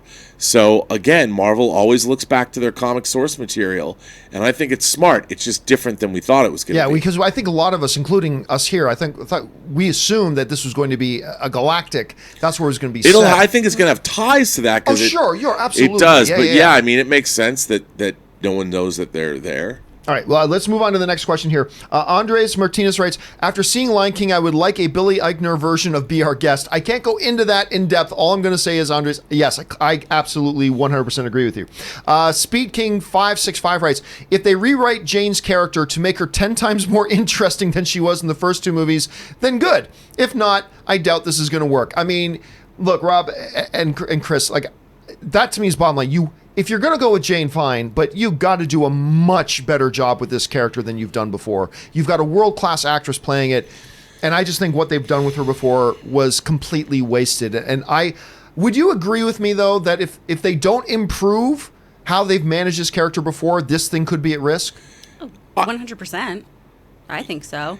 I keep thinking about Natalie Portman rapping on Saturday Night Live. Oh, which is one of the greatest sketches I think ever. about that character. I think she's going to go, the way she went hip-hop, she's going to go metal. But remember, she's that's not going to her go choice. all That's in. not her choice. The writers have to write the character But they correctly. know. They know. Taika Waititi's writing the script. Yeah. He's going to go, it's going to be Ragnarok times 2 or times 10. I cannot wait. Yeah. Bring the love and thunder. We all need love and thunder in our lives, and so does the MCU. Yes. All right. But they got to step it up. She's got to have a they better have to step written it up. character. They She was will. so They will. flat. Don't worry. It's going to be good. Fingers crossed. I can only worry. I'm so Catholic. Sony Dominguez writes, Savage Dragon needs adapting. Great panel at San Diego Comic-Con. Thank you so much for that. And yeah, we've actually, Rob and I and Schnepp, we've talked at length about Savage Dragon. If you don't know much about Savage Dragon, you should go look him up, because I agree. He would make a really good, probably a good, like, Hulu series. I think it'd make a good Hulu series. James Welsh writes, Hawkeye, Thor, and Falcon and Falcon and Winter Soldier, all introducing new versions of older characters. You think this means they're bringing in characters like Ironheart and Miles Morales? Well, the first thing you got to understand, James, is Miles Morales is off the table because that Marvel gets no say in that. That's all Sony's decision. And Sony seems to be using Miles Morales, so I don't think they're going to allow Marvel to use Miles Morales. So that's totally not within Marvel's power. As far as Ironheart, I mean, anything is on the table. If you're going to ask, could the MCU use X character? It doesn't matter what Marvel character you put in that X line. The answer to that question is yes, they could, provided it's not a character that's under Sony's control right now. They could. It's not I don't like derivative characters in general. In general, there are exceptions, but I generally don't like derivative characters. What do you think, Rob? Could they go in the direction of an Ironheart? I think they absolutely could, and I think they're going to. Because what are they going to do? Watch the same stories over the next 20 years? Just like comic books, they're going to evolve this universe. They're going to introduce characters, and I guarantee you, they're going to make you love these characters the way we love the characters in the first 10 years. That's because the Burnett axiom, never put your universe before your characters. They know that. They're going to give us new characters that we love. We're going to love those characters, and we're going to forget all about the characters we've already loved. We're going to move on. And that's what they're going to do. That's how they're going to keep themselves profitable. That's a big statement, man. You think we're just going to move on from Iron Man and Captain America and Thor? It's tall order, brother. Tall order. Maybe. They got to pull it off. I just think it's a really tall order. All right. Next one. Star Killer writes, the lineup for Phase 4 is shaky. Don't need a Hawkeye movie. Well, it's not a movie. It's a Disney Plus series, but it's kind of like a movie. Best thing was him announcing Blade 4. Best thing was him announcing Blade, Fantastic Four, Captain Marvel 2, Guardians of the Galaxy 3, Black Panther 2. That should have been the lineup. Well, here's the thing, though, Star Killer. You got to keep this in mind. Kevin Feige, at the very beginning of that panel, laid out the parameters. We're talking about 2020 and 2021. He said that's the scope of the discussion for this Comic-Con panel. 2020 and 2021. Neither Blade, nor Fantastic Four, nor Captain Marvel 2, nor Guardians of the Galaxy 3, or Black Panther 2 are coming out in 2020 or 2021. So it would make no sense for him to talk about those things given that. But remember, in just a month, we're getting D23, and I believe we are going to hear a lot about stuff coming in 2022 and 2023. I believe we're going to get a lot of discussion about those things, including Black Panther 2, Guardians of the Galaxy 3. I thought James Gunn was going to come on the stage at this panel until I heard Kevin Feige say, we're talking 2020 and 2021. Then I'm like, okay, they won't. But they did bring out Marheshala Ali. But I guess that was their just one little thing. We'll probably find out more about that moving forward. All right, James Welsh writes, you think Kat Denning and Stellan Skarsgård will be in Thor 4? No, I do not. I don't think they're going to bring them in. I would love it if they brought in Kat Dennings. I love Kat Dennings. I've loved her ever since 40-Year-Old Virgin. Love that girl. And I love Skarsgård. But I don't think so. Kat, do you think they're going to bring them back for this? Do you think they're going to bring back Kat She's Dennings? a cat. That's why I was like, You said one of cat. us. Yeah. I was like, which one was supposed to... Kris, sorry, We get Kat. new Do you think they're nicknames? going to bring back Kat? Do you think they're going to bring back Kat and Skarsgård for this? I don't think so. I don't think we're going to see them. I would love that. I really enjoyed them. I found their relationship with Thor to be much more interesting than Jane's. I agree. I think if we're focusing on Jane taking on these powers and everything, I don't think we'll see so much of them. We'll probably get a little one-liner of why, Kat's not there. I mean, who else is going to say Mew Mew? Rob, do you think we're going to see them back? Probably not, because I think, look, Taika Waititi has kind of made the Taika Waititi universe within the Marvel Cinematic Universe, and I think he's going to build on that more. He's going to lean, but you never know. I mean, you've got to introduce Jane Foster somehow, and everyone, like, we like those characters. I like Kat Dennings, and I love Stellan Skarsgård, so maybe they're all working together. It would make sense. I mean, they might not have big parts, but I wouldn't be surprised if we see them, to be honest. You know, one of my favorite scenes in the MCU ever is a scene in Thor 1 when Stellan Skarsgård and Thor get drinking together. Hey, remember that? I love that scene. I think that would be great. Okay, Andres Martinez writes, so why does Goofy get treated like a person and Pluto as a pet? There needs to be answers. I'm not going to lie to you, Andres. This has been one of the questions that has plagued me since my childhood. Wait a minute. They're both dogs. One's a pet and one's a neighbor. How the hell does that work? Disney, it is about time that you give us some damn answers on that. Evelyn writes, did you get to watch the Flash Season 6 trailer? I did. I thought it was really good, actually. And I love that they're bringing in, I keep forgetting the actor's name, who is from Heroes, who played Mohinder in Heroes. I love that they're bringing him in as Bloodwork. I think the trailer looks fantastic. I'm very excited about seeing that. All right, CTB Channel writes, what's up, John? Did you see the Harley Quinn animated DC Universe show trailer? I get an Adult Swim vibe from it. What did you think? I still have not seen that. Have either of you guys seen that Harley Quinn trailer? I haven't seen I have the not. full one. I mean, there's so much to see that I didn't see that. You And- know, one of the things we didn't talk about in terms of animated stuff is the fact they're doing a What If animated series as part of the MCU. Yep. That's cool. I mean, we did talk about that on the show, though, a few weeks ago, which I thought they brought Jeffrey Wright out, who's going to be narrating as the Watcher, which is, oh my God. So either cool. him or Jeremy Irons. If you're going to say who's the perfect guy to voice a Watcher for this series, I would have said Jeremy Irons or Wright, and I'm so glad they got him because that's. But yeah, I want to great. see the Harley Quinn thing. I haven't seen it I'm yet. excited about Alan Tudyk in it more than anything. Yeah, I'm not interested just because I don't think much Marvel or DC animated stuff is very good, which puts me in the minority. I know that.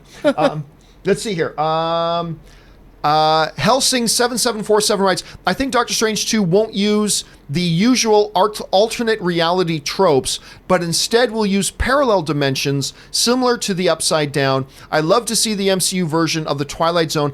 I think it's, honestly, Helsing, I see where you're coming from, but to me it's just semantics.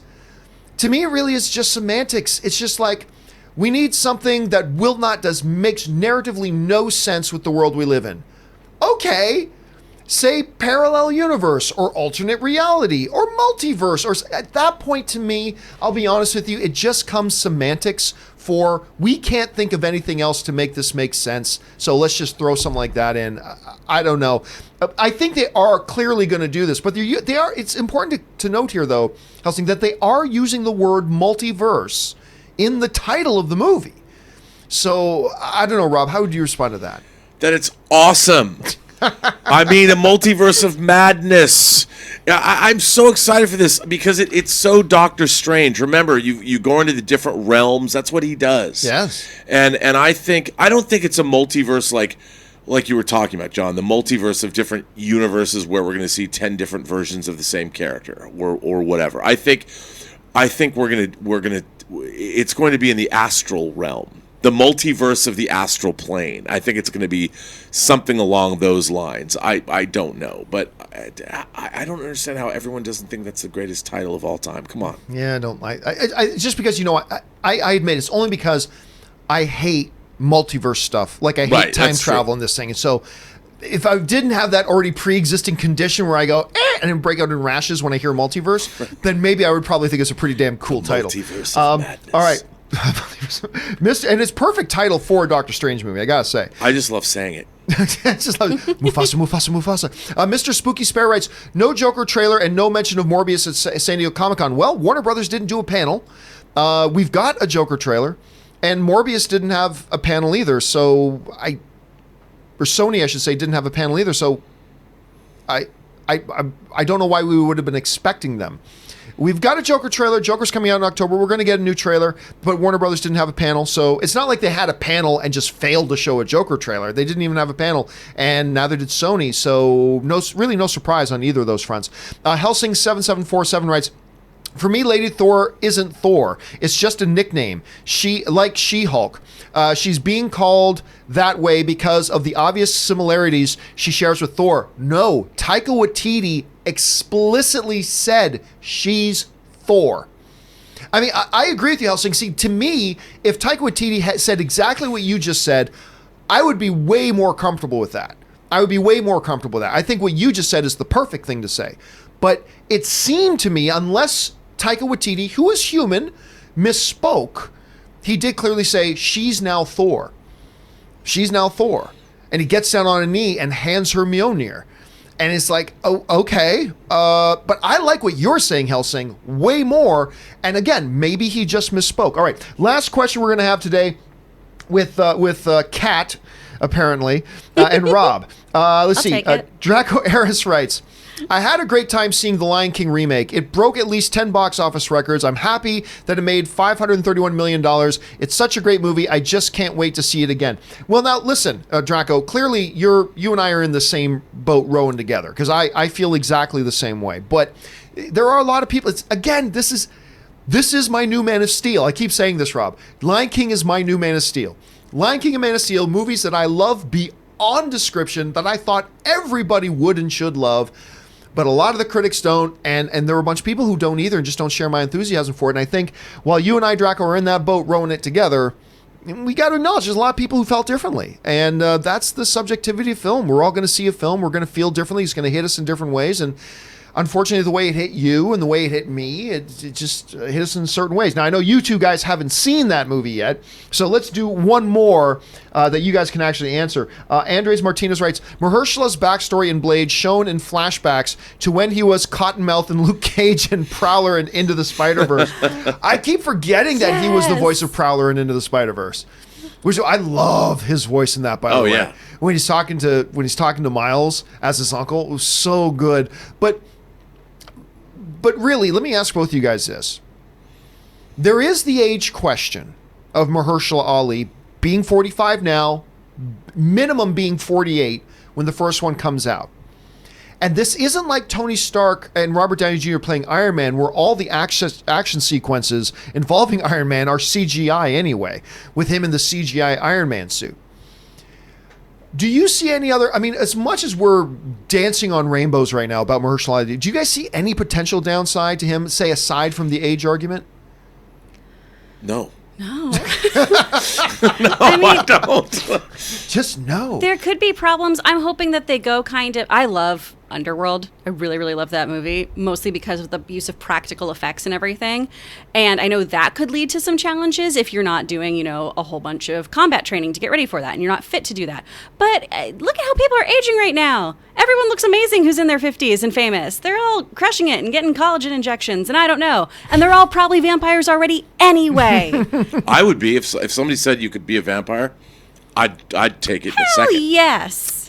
Well, that gets into some morality debates, but we'll get into that another time. Anyway, people need killing, John. There are people out there who just simply need to be killed. All right, listen, I have been joined today, of course, by Mr. Robert Meyer Burnett. Robert, again, as always, your insight, your thoughts, your wisdom, sage like you should be sitting on top of a mountain, cross-legged, talking to people seeking advice in the world. Rob, where can people find you online? But you've done that for me. You've given me that platform, John. Well, that's why I climb up the mountain every day. Where can people find you online? You can find me on Twitter at BurnettRM, find me on Instagram at RMBurnett, or find me on my own show, Robservations, on YouTube, where I can't wait to talk about Star Trek Picard.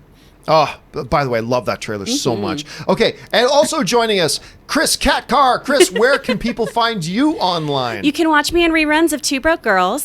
I'm great in that show. My handles on Twitter and Instagram are at actor Kris Carr. Tonight you can watch me 6 p.m. Pacific Standard Time live on Nerdwire, talk about Comic-Con and Saint Seiya and how much I did not like the new version of that. And happy birthday to my mom. It's her birthday. Happy birthday. Happy birthday, Mom. All right, guys. Thanks for being here, guys. And we're going to continue on now without Kris and Rob, sadly. And we're going to continue taking your questions now. All right. Next one comes to us from Andres Martinez, who writes, favorite Anna Kendrick movie? Ooh, that's a good question. I got to go up in the air. I mean, don't get me wrong. I really liked the first Pitch Perfect very, very much. I loved the movie she did with Ben Affleck, The Accountant. I thought she was great in that. But I got to go Up in the Air. It's the film that really put her on the map, like outside of Twilight, got her an Academy Award nomination that everybody loves. So I got to go Up in the Air. Helsing 7747 writes, where'd we go here? There we go. Helsing writes, Monster is an amazing anime magna, but 20th century boys / 21st century boys 20th Century Boys, 21st Century Boys might be even better. Also, Pluto is crazy good. Same author that way. None of these am I familiar. I never saw Monster. I never saw, you know, guys know me. There's only very, very few select anime titles that I've watched relative to a lot of you guys who are much more well-versed in that stuff than me. But the titles are pretty crazy. I like those. Nathan Oswald writes, I want to see John with a mullet. I did have a mullet when I was in my hockey playing days. I did sport a mullet for a little while. I must admit I did. You'll never see those pictures though, like ever. Okay. Nathan also writes, it's been 20 years since DeForest Kelley died. So weird to think about it that way. Like, it doesn't feel like it was just yesterday. For those of you who don't know, DeForest Kelley's the guy who played Dr. Bones in the original Star Trek.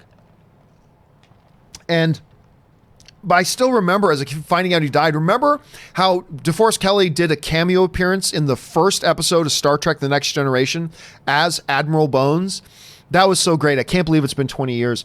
Jason Espinoza writes, Zoe Saldana still stars in the #1 grossing film of all time. Yep, she's in both the top 2 films of all time. She appears as Gamora, obviously, in Endgame, and she plays, obviously, in Avatar as well. She's in both. It doesn't matter which film ends up at #1. She's in the #1 film. Nathan Oswald writes, I love Eddie Murphy's Saturday Night Live skits with Mr. Robinson's Neighborhood. Hello, neighbor. His Mr. Robinson Neighborhood stuff was so great. But I got to say, I think between his Mr. Robinson's Neighborhood, Gumby, I think my favorite Eddie Murphy sketch, and nobody else says this, but I will. My favorite Eddie Murphy sketch when he was a regular on Saturday Night Live was his James Brown Celebrity Hot Tub. Too hot in the hot tub. I loved his James Brown. I don't know why. I still laugh myself sick whenever I see it. Dylan Wolf writes, 2022, Black Panther 2, Fantastic Four, Guardians 3. I don't know about Fantastic Four. Fantastic Four, possibly. I think it's more likely 2023 because that puts it more into the time range because, you know, Kevin Feige said 4 or 5 years. 2023 would be 4 years. So that's closer to the time range, but he might bump it up to 3 years. He might bump it up to 2022, but I have a feeling it might be 2023. I think we're going to find out the answer to that in just a month at D23. Tristan Larson writes, Midsommar is amazing. I can never watch it again. Dude, I've got movies like that. Detroit, that was just out like 2 years ago. Loved it. Can't watch it again. Schindler's List. Love it. One of the all-time great movies. Can't watch it again.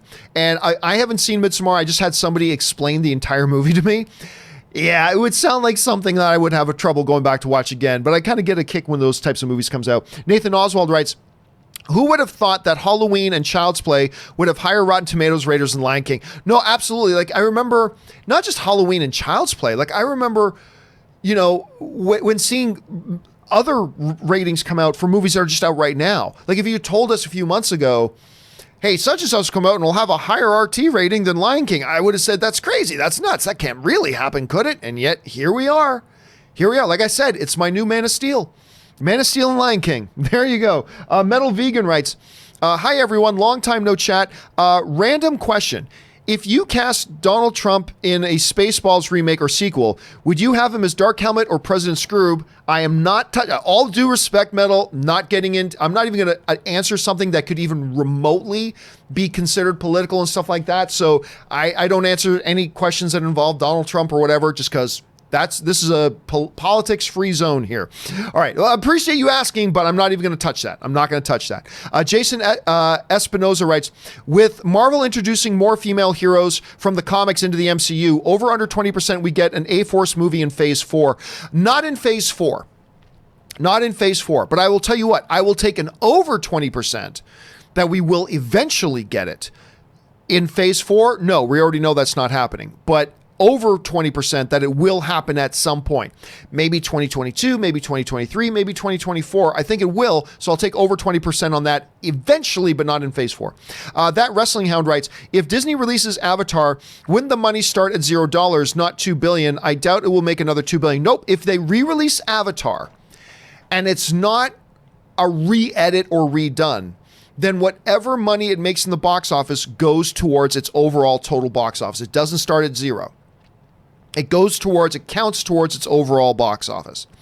So that's why I keep telling people that even if Endgame does cross Avatar, which it has now done, and you can never take that away, no matter what happens moving forward, at one time, Avengers Endgame was the #1 box office film of all time. That can never be taken away. That said, I do believe completely that Disney loves its marketing gimmicks, and they will re-release Avatar, and it's only going to need to make $4 or $5 million. They will re-release Avatar for like its 10th or 11th or 12th anniversary or whatever. It's just so in their marketing for Avatar 2, it'll all be about Avatar 2. It'll all be about Avatar 2. So they can say in their marketing for Avatar 2, come revisit revisit the sequel to the #1 box office film of all time. Come and see the sequel, the follow-up story, the second chapter of the #1 box office film of all time. Do not underestimate how valuable Disney thinks just being able to say that is. And therefore, I really do believe Disney at some point will re-release Avatar just so it can take back the #1 spot. Not that they care. Disney doesn't care if Endgame or Avatar is the #1 movie of all time. They don't care. What they care about is what's in front of them. And what's in front of them is Avatar 2. And if they think making Avatar the #1 box office film of all time again will help them give extra marketing kick to Avatar 2, they'll do it. And we'll find out soon enough though. But yes, it does. As long as it's not a complete re-edit of the film or something strange like that, it counts towards Avatar's overall box office. Dre Chin writes, Tony Leung as the Mandarin, shut up and take my money. Such a great announcement. I mean, as far as pure casting goes, that was the second best casting news, I think, other than Marheshala Ali. If you ask Rob, that was the #1 piece of casting news. That was an amazing announcement. And it's the fact that he's playing Mandarin is so cool. All right. Nick writes, Feige confirmed that's it for Phase 4 in a Collider video straight after the panel. Tweeted you the video. So thoughts on Phase 4 only being 19 months in length, and I'm sad no Ant-Man 3 mentioned. Two things to keep in mind. IGN is claiming that he actually qualified that and said actually there could be more. So take that with a grain of salt as well. On top of that, remember this.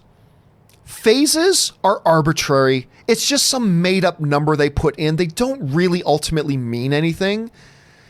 So it's like saying, hey, this is the #1 movie of all time that came out on the 3rd Tuesdays of any given month. Well, that's an arbitrary thing. It doesn't really mean anything.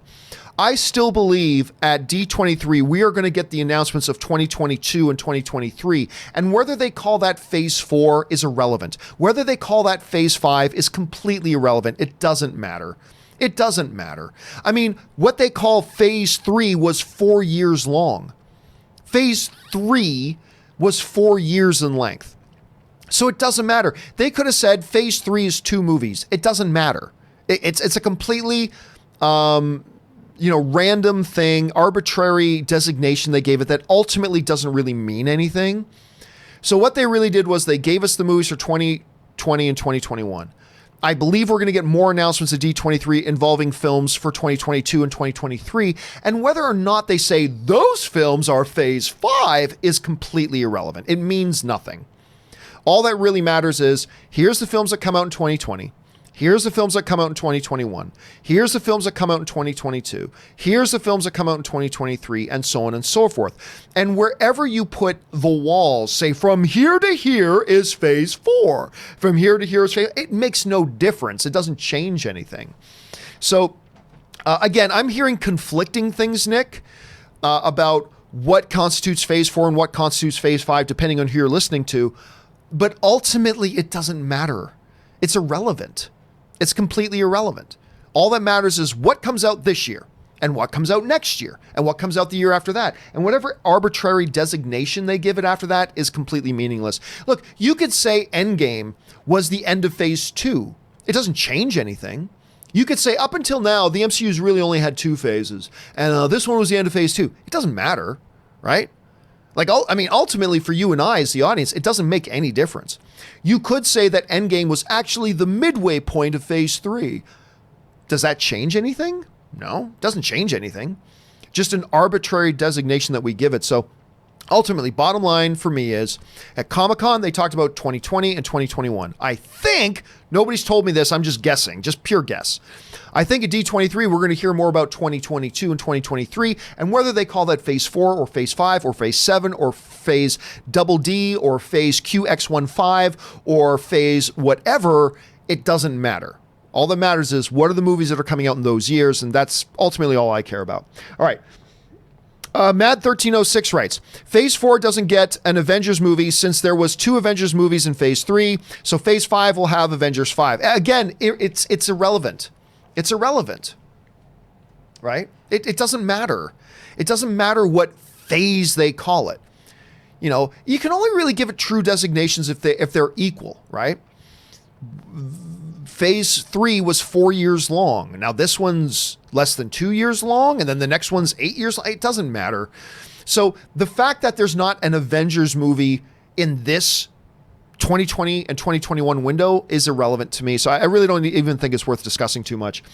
Nick writes, also, I'm very interested in seeing how Thor 4 releasing before Guardians of the Galaxy 3 will work. Thoughts and feelings on the content order of Phase 4. I really don't care about the order because I don't know how the stories go, right? Like, you can't say, this Disney Plus show should happen before this movie when you don't know what the stories are. So, whatever order Marvel puts them in, I'm just going to assume is the perfect order. Because they know the stories. They know what they're going for. They know the stories. I did find it to be interesting that WandaVision leads directly into Doctor Strange. I thought that was interesting. I thought that was really interesting. But the one thing that I'm curious about is, remember, nobody has ever confirmed that Thor is going to be in Guardians of the Galaxy 3. No one's ever confirmed that. I think he will be. Like, I'm of the opinion that I think Thor will be in Guardians 3. So that then becomes interesting. Okay, so then what's the story about how Thor leaves them from the end of Endgame to this? But again, it's hard to say it's the right order or not the right order until we actually see the story play out, and then we'll have a better idea. Cam Wood writes, absolutely loved it. My first San Diego Comic-Con, and I camped out to see this. Worth it. Loving my Black Widow hat. Wish I could meet you all there. Hope you enjoyed. And you know what? Being in the audience, because I've been in the audience in Hall H before. Being in the audience to see Scarlett Johansson come out on stage, to see Jeremy Renner come down the aisle, to see Chris Hemsworth come out on stage, and all that kind of stuff for 90 minutes, mind-blowing experience. Mind-blowing experience. Like, I'm more jaded because I'm just watching this on a computer monitor, right? I'm just watching this on a computer monitor. It's like, okay. But yeah, being there in person, Cam, I can only imagine how exciting that would be to have all these stars come out on stage, for being there in Hall H, there physically, and seeing these stars in person coming out. Must have been a fabulous experience, dude. I'm glad you enjoyed it, man. And who knows, maybe we'll bump into each other at a future Comic-Con. All right. Kevin Lewis writes, I think Jay Foster will get an Asgardian name other than Thor. New Thor is just a placeholder. I hope you're right. I hope you're right, Kevin. I really, really do. Because that, as I said earlier, that makes more sense to me. And quite frankly, is more palatable to me. Because I don't like this whole thing, one person becomes the other person. I'm not down for that. I don't dig that. So what you're suggesting makes far more sense to me. Again, it's just not what Taika Waititi said. Hopefully, it was either a little bit of a misdirect, or he just kind of misspoke, or it's just getting lost in the semantics of it. And hopefully you're right. Because if you're right, to me, that makes much more sense. So I like where your head's at. Henry Stevens writes, can we talk about Jay and Silent Bob reboot trailer? Loved it and I can't wait. What did y'all think of it? Didn't see it. In the midst of all the other stuff, I didn't even know they dropped a trailer. I love Kevin Smith. So I didn't even know they dropped a trailer with it, so I'm going to have to go and watch that shortly, but I'm glad one is out.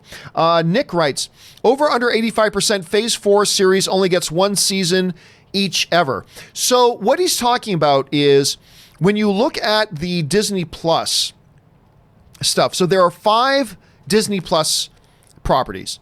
Falcon and Winter Soldier, WandaVision, Loki, What If, and Hawkeye. So do these films, the chances that these films just get one season each, I believe over 85%. I hope I'm wrong, and I don't believe it's 100%. I don't believe 100%, but I'll take over 85. I think that they're playing. They're not from what I understand, they're not approaching these like traditional television series. Stranger Things Season 1, Stranger Things Season 2, Stranger Things Season 3. Arrow Season 1, 2, 3, 4, 5, 6, 7. They don't seem to be approaching these like that. They're approaching them as standalone events. A 4-part, 5-part, 6-part event. Now, could these events, like movies, get sequels later? Possibly. But it feels like they're taking the approach of one-and-done events. It feels like. So I, especially, like if Loki's good, I want them to do another one. If Falcon and Winter Soldier is good, I want them to do another one. If WandaVision is good, I want them to do another one. But maybe we'll feel differently once we see them and we'll watch them and go, oh yeah, these only make sense as standalones, and we'll see. But for now, I'll take over 85%. Nick also writes, thoughts on Robert Downey Jr. and Chris Evans not voicing in What If? I don't know for sure. All I know is that Kevin Feige said that the vast majority of the live action actors will be doing their voices. I mean, it takes little to no effort. All Robert Downey Jr. would have to do is drive down to the studio for half a day, record some lines in a sound booth, and then leave. So I haven't heard if he officially isn't. Maybe there has been word about that, but I haven't heard yet. Nick also writes, I haven't seen the Blade films yet. Worth watching? Absolutely. 1 and 2 are worth watching, especially 2. 2 is my favorite. 3, my God, skip 3. One of the worst pieces of trash ever. Don't watch Blade 3. But Blade 1 and Blade 2, especially Blade 2, absolutely watch those. All right, Kevin Lewis writes, hopefully Doctor Strange multiverse concept is a one-off.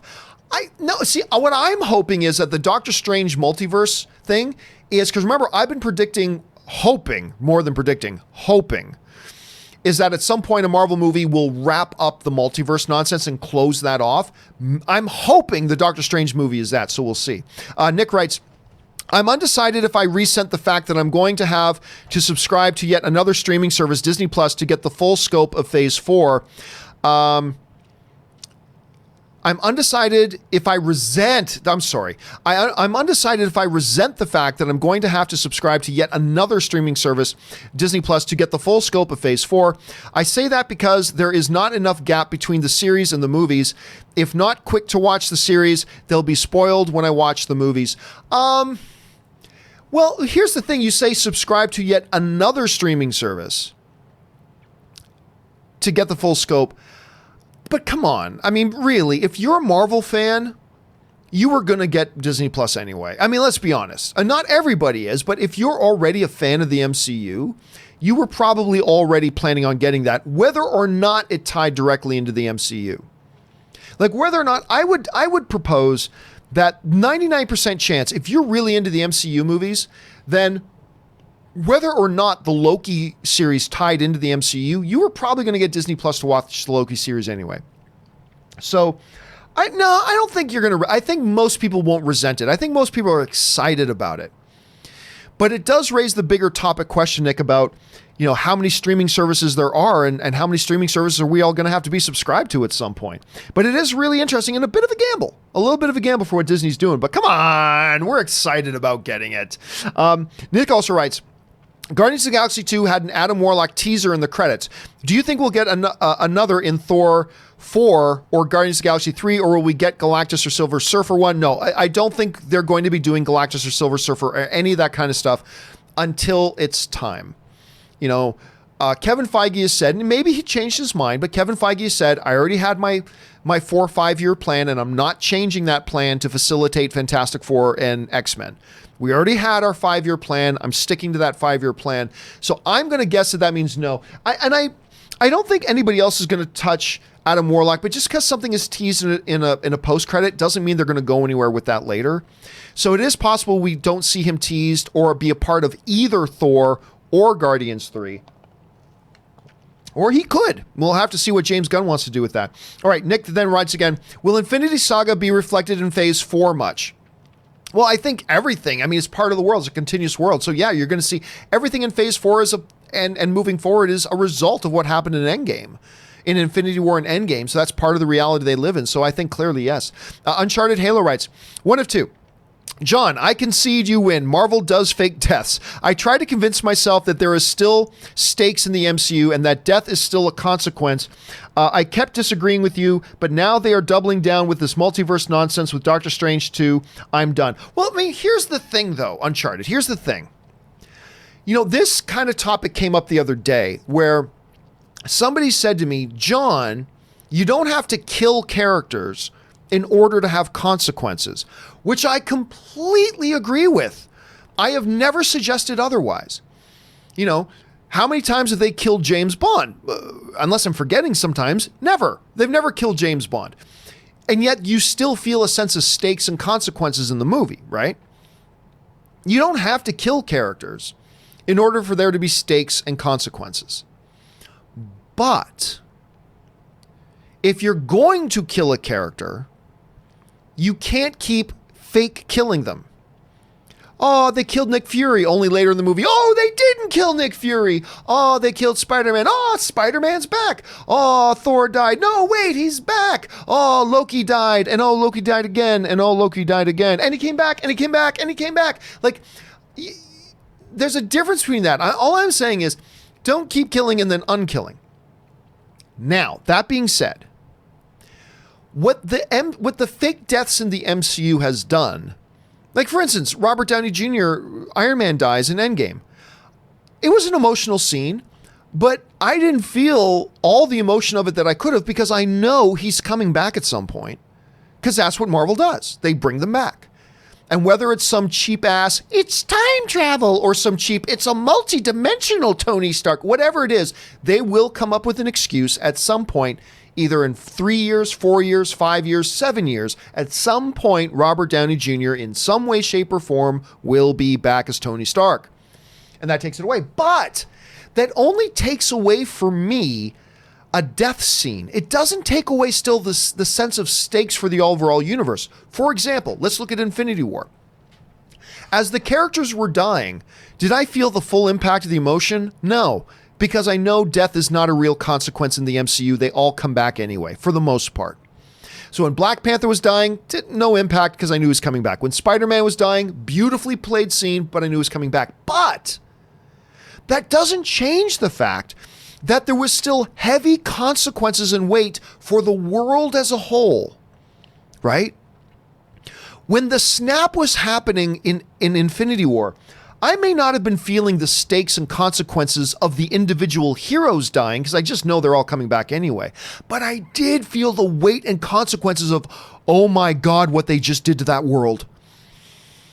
Oh my God, what they just did to that world. And even though death is no longer a consequence, there are still consequences, and there's still repercussions, and there's still that gravity of the weight of what it is they're facing.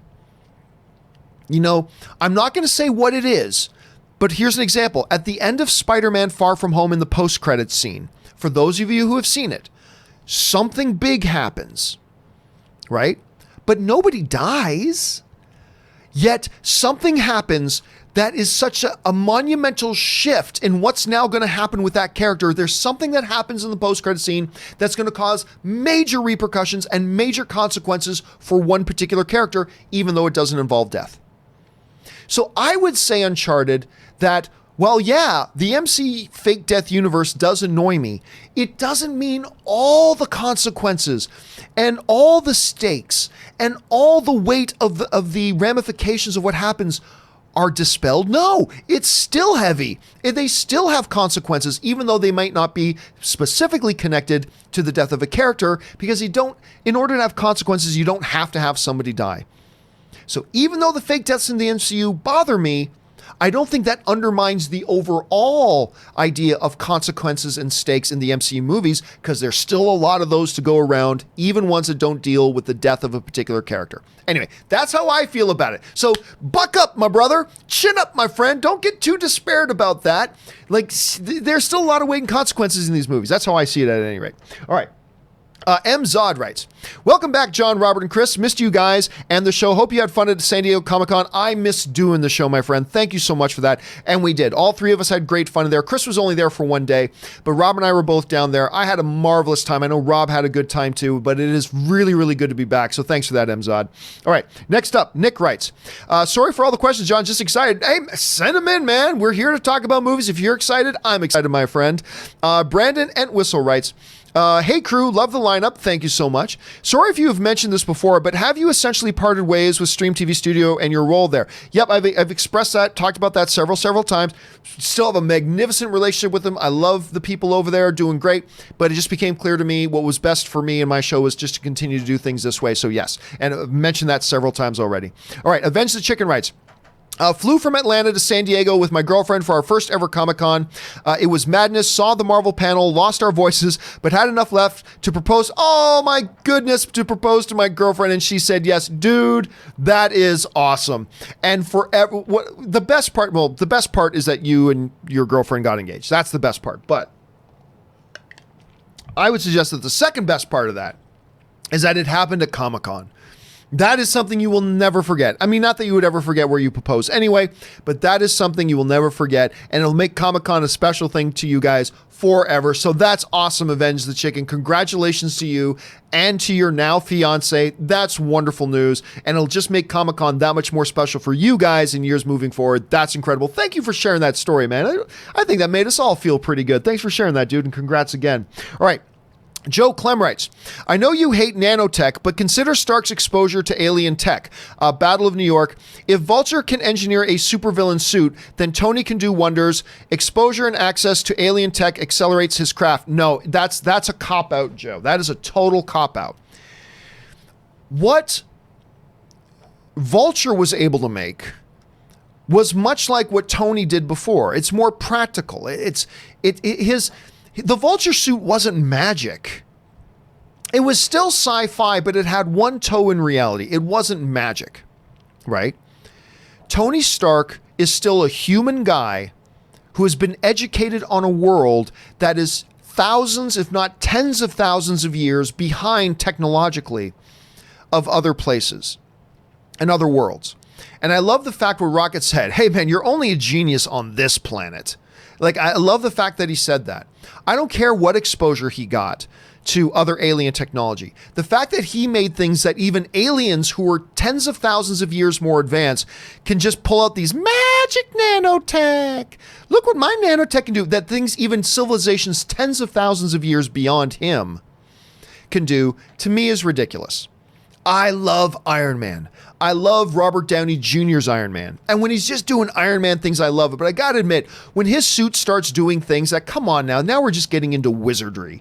Now we're getting into Harry Potter. There's no mechanical engineering explanation for what he just did. It's nanotech. That doesn't answer the questions, all right? The fact that he could do things that are 10,000 years beyond anything anybody on Earth can do is just silly and ridiculous. Just silly and ridiculous. I still love Iron Man, and I still love him in the movies. I do. But I'm not going to stick my head in the sand and say that just got a little silly, especially when you consider that they started him off a certain way that was so great.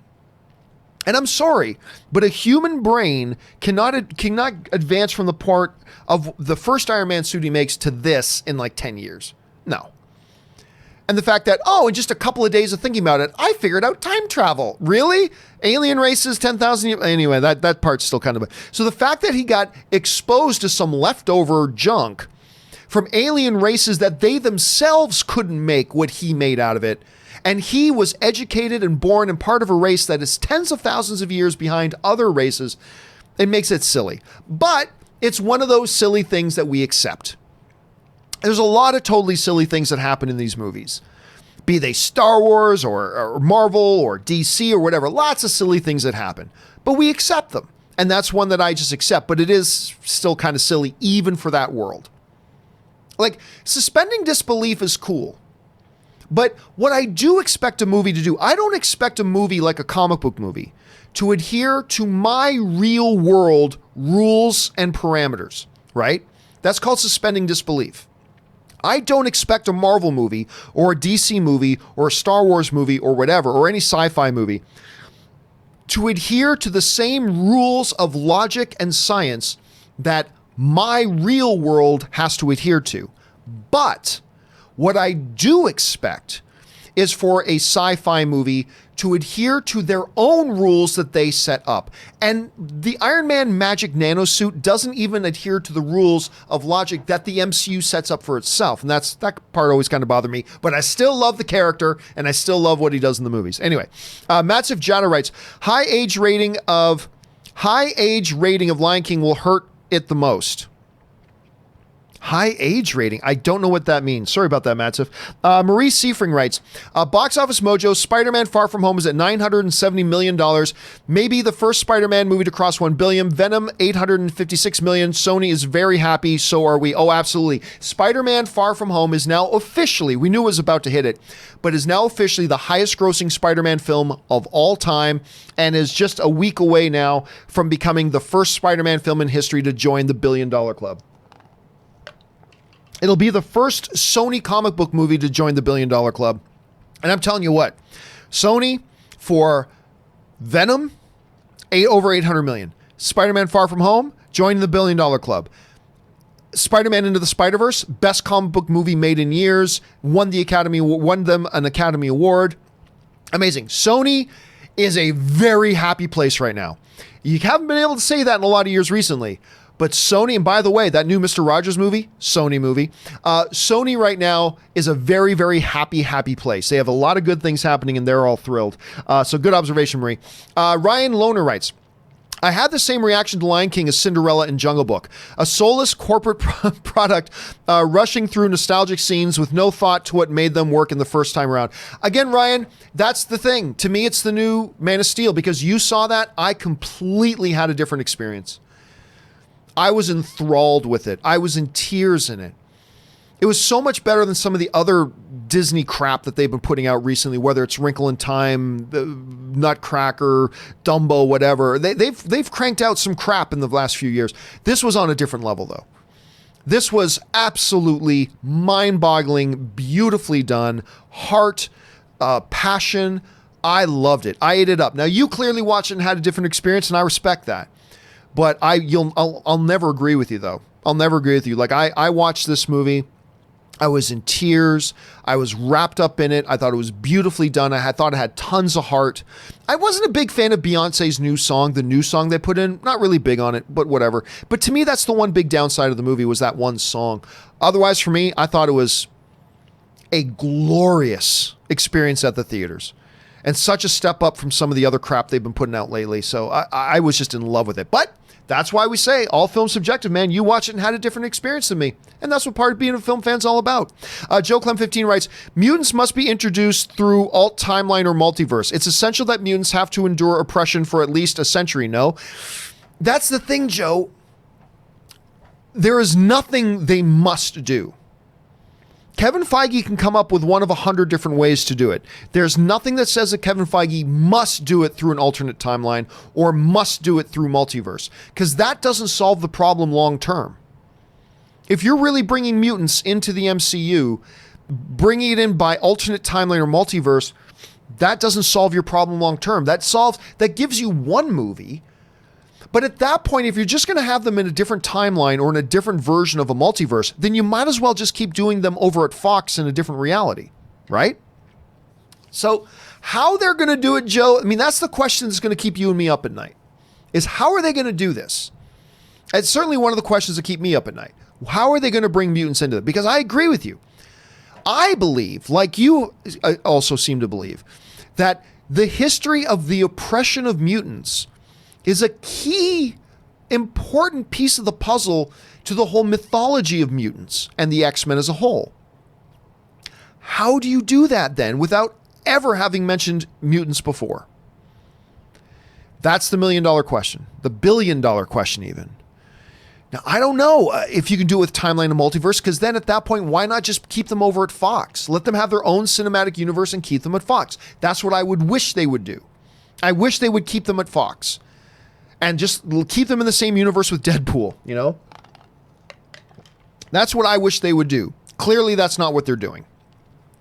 So I don't know that I agree, Joe. I don't think they have to do it through an alternate timeline or multiverse, but I don't know how. I don't have a better answer.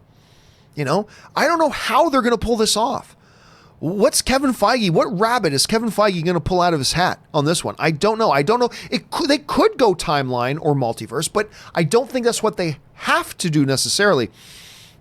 It's just, we're going to have to wait and see. We're just going to have to wait and see. It is one of the most intriguing questions right now. Esteval Garcia writes, I don't see Spider-Man in Phase 4. Any reasons? Well, there's a couple of reasons. Number one, these were only movies coming out in 2020 and 2021.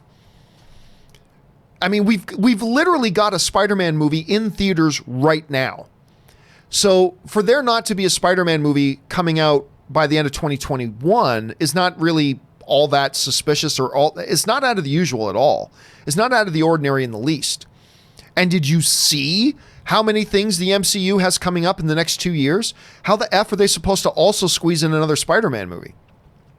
But there's another thing there too. There's another thing there to keep in consideration as well. That even if there was a Spider-Man movie coming out between now and then, maybe Sony didn't want Marvel to announce it. Maybe Sony wants to announce that themselves at some point. Because remember, as much as everybody likes to pretend otherwise, Marvel has very little control over Spider-Man or very little say over what they can actually do with Spider-Man. Sony's got control of all of that. And they let Marvel make those movies subject to their approval. Sony has to approve everything that Marvel does with Spider-Man. But honestly, I think the simplest answer is this. If Marvel is the one actually producing the movie, they don't have time to make I mean, again, look at this lineup. This is 10 major projects. 10 major projects coming up in the next 2 years. 10 for 2020 and 2021. 10! 5 feature films and 5 series that are longer than feature films. That's a lot. So no, I honestly wouldn't give the fact that we don't see a Spider-Man listed there a single thought. I wouldn't give it a single thought. I bet you almost anything that by the time D23 comes around, we'll hear something about the next Spider-Man film. But as of right now, I wouldn't give it a single thought. Corey Green writes, you think Thanos will get any mentions in Eternals? Well, technically speaking, Thanos' father was an Eternal. But honestly, I don't think so. I think if there is any mention of Thanos, it'll just be in terms of what happened in Infinity War and Endgame. I think that'll be the limit of it. Could be wrong about that, but that's what I'm guessing. Jake C. writes, any 2022 guesses? I think Black Panther 2, Avengers, and Spider-Man 3. I think those are all good guesses. Avengers maybe even 2023. But I'm thinking Captain Marvel 2 will be in there. Black Panther 2, and maybe Guardians of the Galaxy 3 if James Gunn gets finished with Suicide Squad in time to make that date. So I think those are some pretty good guesses there, Jake. Estival writes, Thanos is gone. Who could be the next big enemy? Oh, anybody. And ultimately, it doesn't matter. I mean, the Fantastic Four had one of the greatest villains ever in comic book history with Doctor Doom. It didn't make the movies any good. So it doesn't matter what character they use as their big bad as long as they write them great. As long as they write them perfectly, it'll work. A lot of people are saying Kang the Conqueror. Could be Kang. Hell, it could be the Osborns if Sony allows it. There's a lot of different options, but ultimately for me, it doesn't matter. It really doesn't matter who it is. Because you can have a great villain, but it can be done badly. We saw that with Doctor Doom. It could be a villain you go, really? That's your villain? And it turns out to be awesome. I'll be honest with you, I don't think Vulture's a very good villain. I really don't. But then they put him in Homecoming and they wrote him brilliantly and it was an awesome villain, right? So I guess the bottom line for me, I don't really mind. DMV fan 123, Marvel Studios Hall H, mind blowing. I wish I agreed. I think most people agree with you, DMV. Clearly Rob agrees. I think most people agree with you. I just wish I loved it as much as most of you guys did. I just didn't. And probably because I'm so spoiled with how good their stuff has always been. Brandon Entwistle writes, honestly, Simu Liu's story of being screen tested Sunday, cast Tuesday, then in Hall H on Saturday is inspiring. I'm very happy for him. Plus, good Canadian kid. Good Canadian kid, and I don't believe that for a second. I don't believe that story for a second. I've seen it too, but I don't believe it for a moment. That's not how Marvel does business, so I don't believe it one bit. I don't buy that story. They can try to spin that as their story all they want. I don't believe that for a second. That is not how they've ever done their casting and stuff like that. Kevin Feige is far more calculating than that. I just don't believe it. It's a good story, but I just don't believe it. I just don't believe it. I think they're telling lying liars full of lies. Anyway, Willow Yang writes, I can't believe you didn't get either Captain America or Batfleck statue just because you had to wait for shipping. Shame, shame. Now, look, if I'm going to go in and buy something, I want to buy it and take it home. I'm not somebody who buys something that I'm going to get in 6 months. That's just not the way I do things, which is part of the reason why I'm not broke. Because if I was that type of person, I'd probably be broke. but I am not broke because I don't buy things like that. I wanted both of those things, but they weren't available. I don't get, listen, vendors going to Comic-Con. If you're going to come to Comic-Con with something and you're going to put it on display, don't put it on display unless somebody can actually buy it and take it home. How about that? Anyway, that's just me. Anyway, because like I said, Willow, if I did do that, I would be totally broke right now. All right, Innovation Films writes, to clarify, I never had a problem with the all-woman. This is going back to a question I think Innovation brought up on the show yesterday. I never had a problem with the all-woman Wonder Woman screening, and I support it. I was telling my sis, why do fans/theaters only celebrate the importance of female representation only when the occasion calls for it? I think he said there's another one. Yes. Why didn't they do it for Tomb Raider, Alita Battle Angel, Captain Marvel, etc., to help further continue the conversation on the importance of female representation? She instead said, I'm sexist, not allowed to comment on the issue because I'm a man. My sister got lazy with her support, and I just used the occasion to retweet everyone else's progressive efforts while she stayed home and watched films, a TV stereotype for men, when she hadn't seen Wonder Woman. So this goes back to a conversation that Innovation brought up on Open Mic yesterday about, they came up about like two large topics. Really one large topic. The fact that his sister told him that because he's a man, he doesn't get to have an opinion about female films, which I wholeheartedly reject. I reject that notion completely. I think just because I'm not Portuguese doesn't mean I can't, as a rational human being, have an opinion about something big going on in Portugal. I confess that you have to take into consideration the fact that I'm not Portuguese and I don't live there. You have to take that into consideration when weighing my opinion, but I still get to have an opinion. When it comes to Wonder Woman and stuff like that, I get to have an opinion about the movie and how it's handled and all that kind of stuff. And maybe you have to take in consideration the fact that I'm not a woman and haven't had the life experience of a woman, and a woman might have a different opinion than me. You have to take that in consideration, absolutely, but I still get to have an opinion, right? So I reject this notion that if I am not of the gender, race, lifestyle, time-placed, whatever, as the character in a movie, that I am therefore disqualified from having an opinion about the issues raised in that movie about that character who is different from me. I reject that. I believe any rational human being should be allowed to have a view and an opinion because they're rational people and they see a situation, they get to have an opinion. Now, again, though, I emphasize that when hearing my opinion, you should take into consideration the fact that I am not of that gender or of that race or of that orientation or from that time period. Take that in consideration. Make that a little asterisk beside my opinion that I give, but I'm still entitled to have that opinion, and my opinion is still worth being shared. So I believe that wholeheartedly. Just like I believe somebody who's not me gets to have an opinion about my show, right? Even if you're not of my time period or of my gender or of my orientation or of my race, you still get to have an opinion about, the John Campea Show. But again, when talking about movies like Wonder Woman or maybe 12 Years a Slave or a period piece or something like that, I still believe all of us as rational human beings get to have and get to express our own opinions on the topic and matter, just taking into consideration who we are. And then the whole thing about the Wonder Woman for women only screening came up. I think there was nothing wrong at all for the first female-led comic book movie in this new era of comic book movies. When there's so many male-led ones, the first female one in this new era of comic book films with one of the most celebrated comic book characters of all time, I believe there's nothing wrong with having a specific women-only screening to celebrate that fact. I saw nothing wrong with that. But what I also said was that Innovation's sister shouldn't give him a hard time for he shouldn't be allowed to have an opinion about it because he's a guy. I reject that logic. He still gets to have an opinion. So I'm on your side on that, Innovation. I'm totally on your side on that. All right. Go talk to your local army recruiter, Kevin. By the way, was that? Yes. Okay.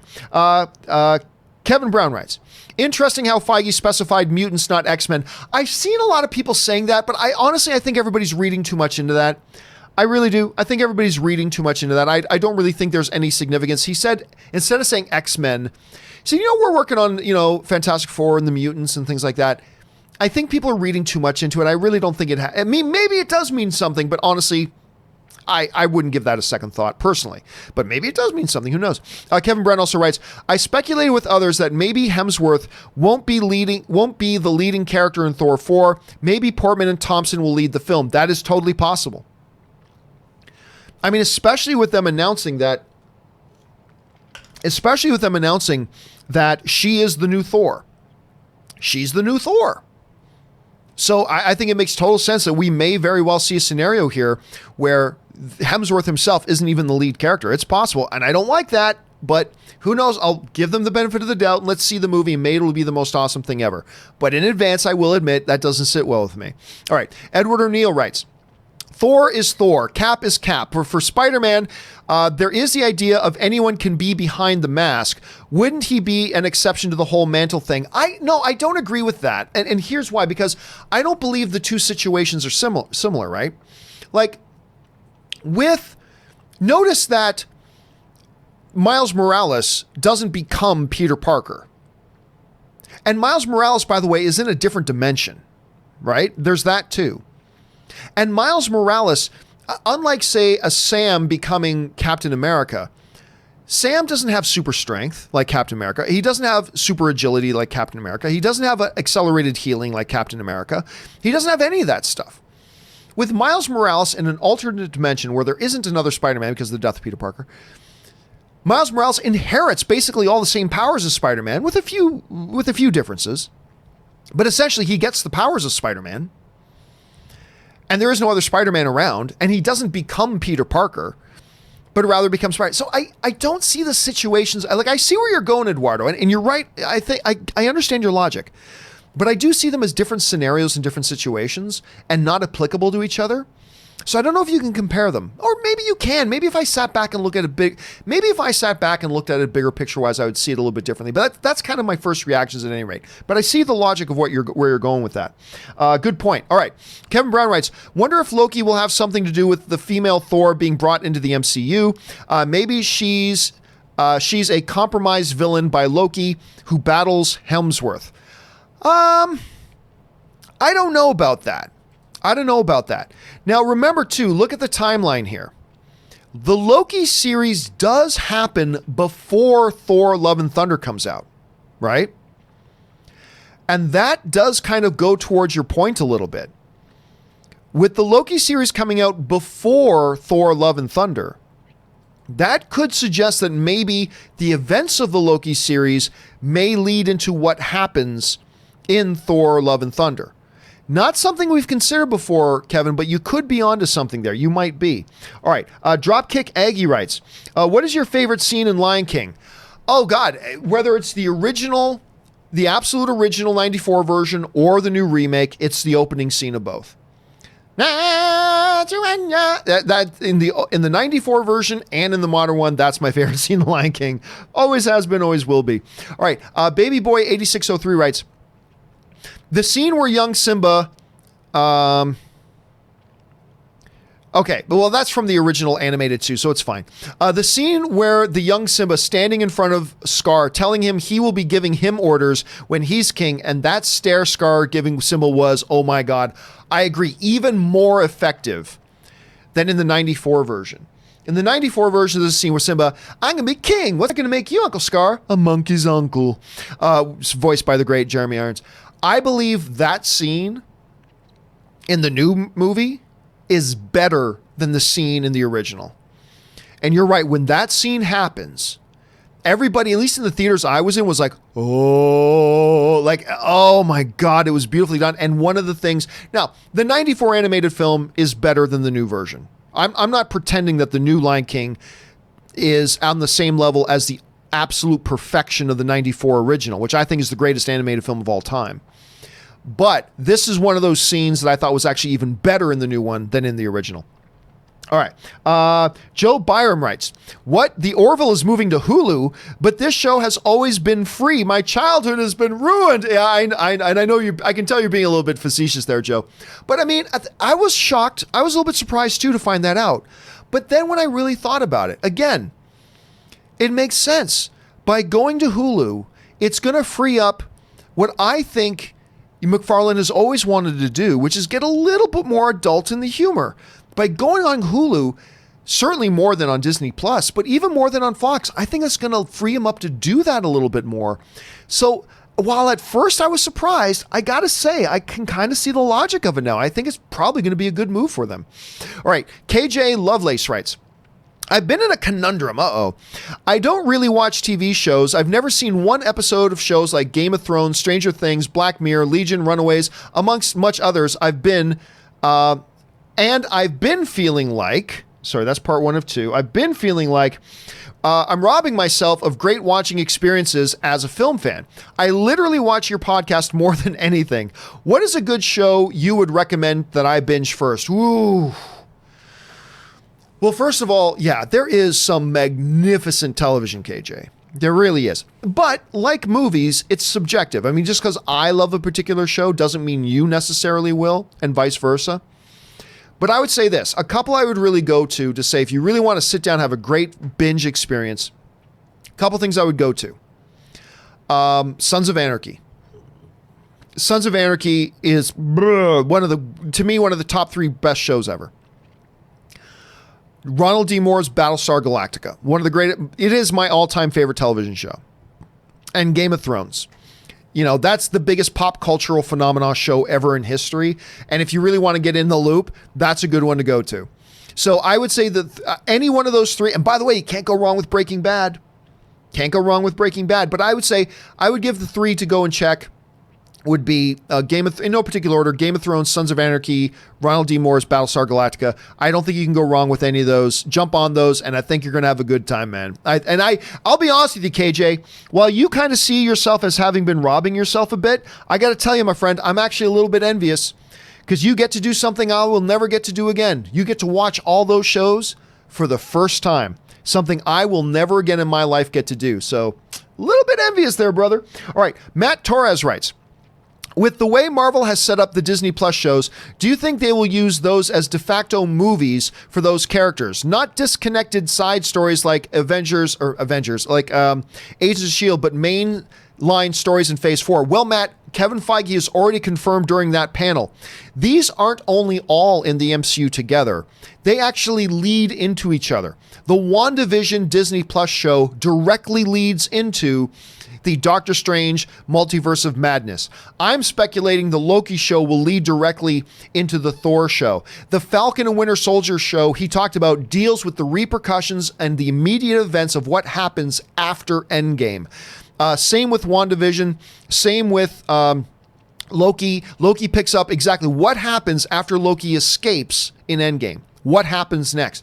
These are all absolutely 100% directly tied to each other, unlike the Netflix shows were, which were totally not tied in whatsoever.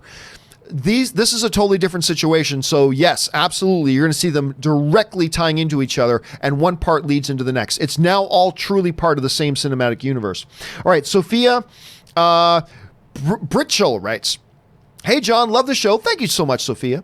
What if Marvel for Doctor Strange Multiverse of Madness isn't going to be a real multiverse like the comics, but it will be a dealing with the other timelines that were created from Endgame? It's possible that could be the case. It's possible that could be the case. But again, to me, it's just a matter of semantics.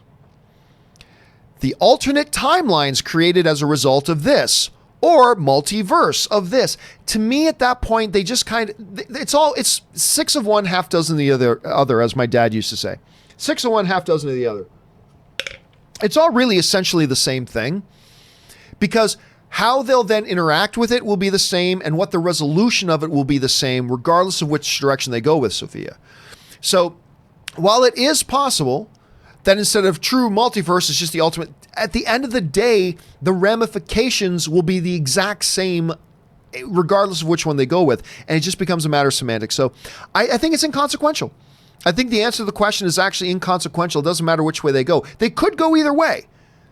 But it ultimately won't have any bearing on what the result is because the result will be the same regardless. So I don't really think it's germane to the conversation. Let's put it that way. Excellent question, though, Sophia. All right. Mickey Altieri writes, I feel like with Endgame being the #1 box office of all time now, we won't hear the end of it, and that will annoy me. At least with Avatar, people just sort of forgot it and forgot it was there and kept quiet. You know what? I actually disagree with you, Mickey. I actually disagree with you.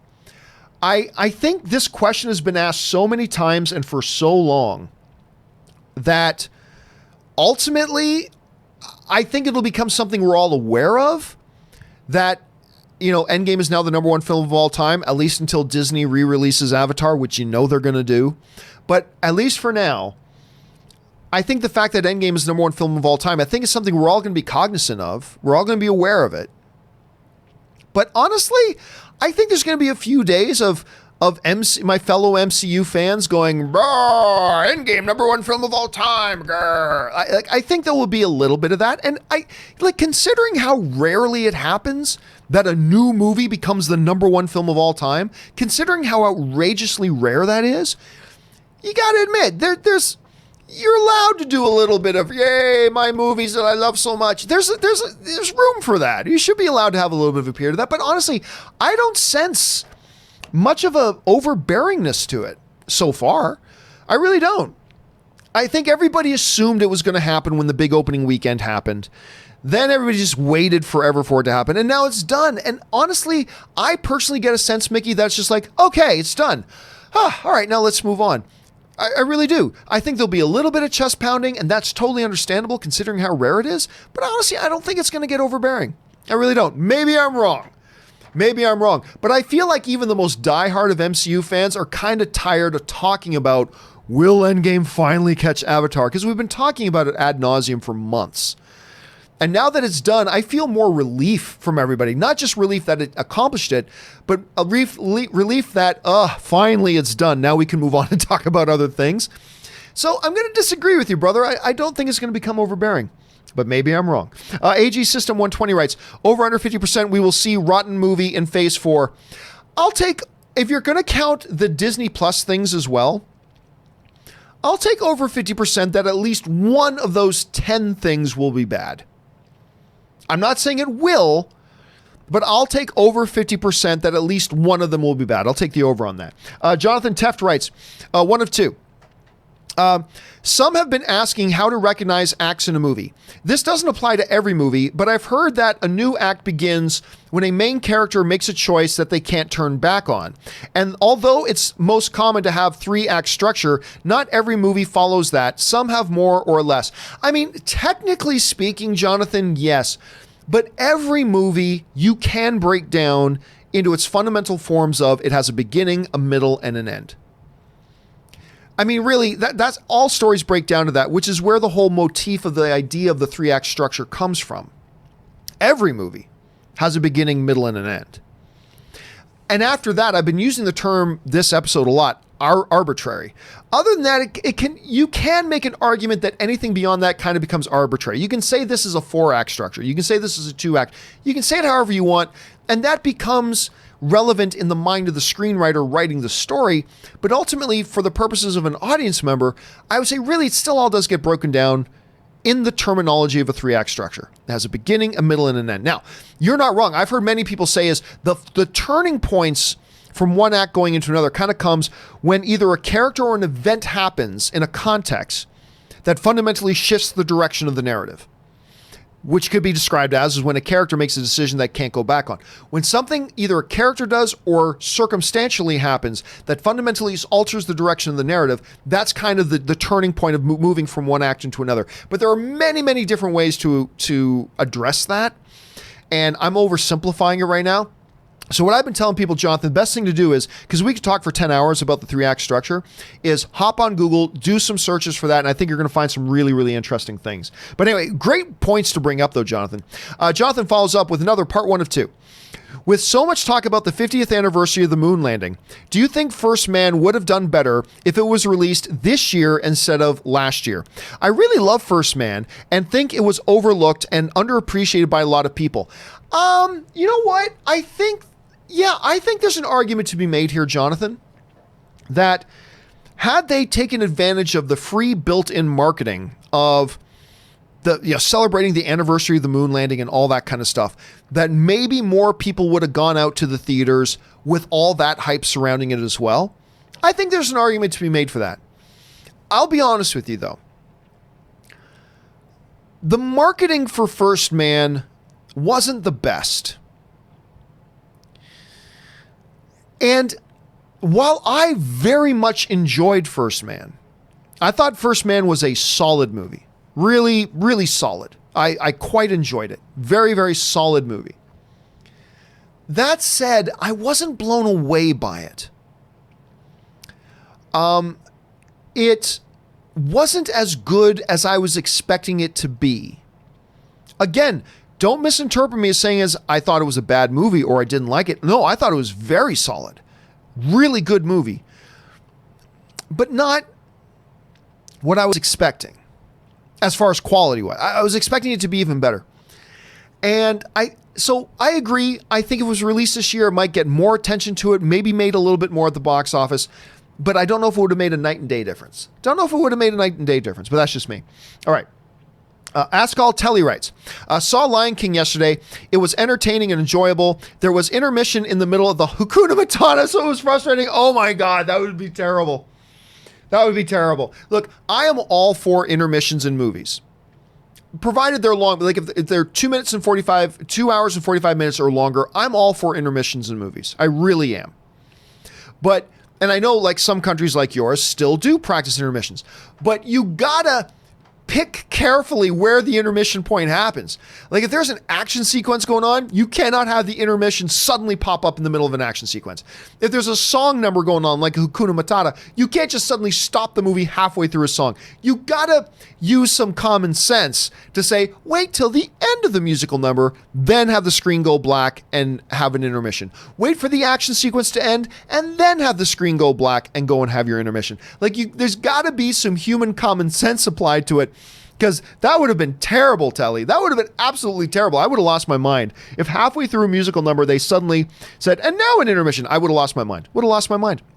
All right. Just got a few minutes left here, guys. Jonathan Teft writes, I really appreciate you posting the show early. Makes it so I can send in questions and support my favorite YouTuber more often. Keep being awesome. Thank you so much, Jonathan. And by the way, I've started putting the live stream. I've started posting the live stream late night the day before the show, so that people who live in other time zones who want to send in a question that automatically gets answered have the opportunity to do that. And you guys seem to be responding well to it, so I'm going to keep doing that as long as you guys like that. All right, Curtis Lopez writes, 1 of 2. Sorry, John. As much as I am in love with the original Lion King, this remake did nothing for me. Thought the voice work was flat and the scenes that were impactful in the original were rushed and had not even half the emotion put in. Again, hey, listen, like I said, the way I respond to the film is not the way everybody's going to respond to it. We've seen people in this very chat say they love it and say that it didn't work for them. And that's the subjectivity of film. And again, though, I can't possibly disagree more. It's impossible for me to more strongly disagree with you. I thought the voice acting was pretty much perfect and completely on the money. I thought the emotional impact was very much there. In a couple of scenes, even more so than the original animated. But we have different points of view on that. And I respect that. That's why I keep saying that this is my new Man of Steel. This is the new Man of Steel to me. A movie that I adore beyond description, but it seems like half the critics and people out there don't share the love. They don't feel the love tonight like I do, and you're one of those people, Curtis, and that's totally cool because we all watch a movie and it all hits us in different ways, and it didn't hit you in the same positive way that it hit me, and that's totally cool, but I loved it. So much better than some of the other crap Disney proper has been putting out recently. Okay, Obi writes, in my opinion, Jane is Toy Story 4 Bo Peep. Important side character which progresses Thor's arc. The film will focus on Thor and Jane's dynamic, hence love in Love and Thunder. I don't think she's going to be a secondary character in this movie. I like what you're saying, Obi, and I agree with what you're saying. In principle, I agree with what you're saying. But just from the way they handle that, the way they seem to handle that panel, seem to suggest, and hopefully I'm wrong, and hopefully it's a bit of misdirect, and hopefully you're closer to being on the money. But it seemed to me like they were really setting up like Jane was going to be maybe even the main character of the movie. And that concerns me. I'm not saying that means the movie's going to suck. No. But it does concern me. Now, when it comes time, I'm going to go to the movie, leave my worries at the door, and then just go in and judge the movie on its own merits. And hopefully I'll love it. But I got to say, man, with the way they're describing it right now, kind of concerns me because it does sort of sound like they're going to make her a main character. But we'll find out. All right. Curtis Lopez writes, 1 of 3. Some people were underwhelmed with the Marvel panel. I was overwhelmed. Cannot wait for a lot of these to come out. Thor, Love and Thunder is in my top anticipated, mainly because I have a shameless crush on Natalie Portman. Don't we all, brother? And I can't wait for to be, you probably meant for her to be Lady Thor. Also, What If series, I'm very intrigued. It could be the Twilight Zone of the MCU with the Watcher being Rod Sterling. I agree with you about the What If thing. When it comes to the without being overwhelmed, the thing is, I knew everything. Like, let's bring this up. Was there anything here that we didn't know about before going into the panel? We knew the Black Widow movie was coming. We knew about the Falcon Winter Soldier. We knew about Eternals, although we did get the finalization of the casting, but nothing big. We knew Shang-Chi, although we did get a couple of castings. That's nice. We knew about Wanda and Vision, although we did find out that it leads directly into Doctor Strange. We knew about the new Doctor Strange. We knew about the new Loki. We knew about the What If series. We knew about the Hawkeye series. And we already found out just a few days ago about Thor, Love and Thunder. So just to me, it's like there was nothing left for me to be overwhelmed by. I knew all this stuff with a few minor exceptions. Oh, that this will lead into this. Okay. Didn't know about this casting. Okay. The Marheshala Ali thing, oh my God, so cool. Scarlet Witch being in Doctor Strange 2, very exciting. But for the most part, a lot of the stuff was, yeah, I know already. I can't get overwhelmed just being told something I already knew. It's like my mom tells me, hey, John, for Christmas, we got you a Nintendo. What? And I get all excited, right? The week before Christmas. The day Christmas comes, I'm excited to actually open it and start playing with my Nintendo, but I'm not going to be overwhelmed when I open my present and it's a Nintendo because I already knew I was getting a Nintendo. I'm super excited to play it, but the actual event of opening up the present going, oh, it's exactly what I knew it was going to be. I'm excited for all these projects, most of them. I'm excited for most of these projects, but again, as far as the panel goes, it's like I already knew all this stuff. There was nothing left for me to be overwhelmed by, but that's just how I kind of feel about it. But still, a lot of those projects I am very, very keen on and really excited to see what's coming. Okay, just a couple more here, guys. Then we're going to wrap it up. Micah T writes, if, hypothetically, a Spider-Man 3 movie was being planned, would Marvel be allowed to announce that, or does that news have to come from Sony? Well, like I said a little bit earlier, Micah, I think we don't even need to ask that question until after D23. Because I believe there's a possibility D23 they announce it there. Now, as far as is Marvel allowed to announce it? Well, if Sony says they can, then yes. It's up to Sony. If Sony says, yes, you can announce this at D23, then they'll announce it. If Sony says, no, you can't announce it at D23, then they won't announce it. But we won't know whether Sony's going to let them do that or not until D23. Because again, I'm not surprised at all that there won't be a Spider-Man movie in 2020 or 2021. I will be surprised if we don't get one in 22 or 23. So let's wait until D23 comes around to find that out. Because if D23 comes along and they don't announce a new Spider-Man, then I would suspect that Sony's going to announce one pretty quickly. But we'll find out soon enough. We're getting close. We're just so close to D23 already, Mike. It's crazy when you think, well, we just had Comic-Con and like D23 is just a month away. And I think we're going to get a lot more announcements at that thing. All right.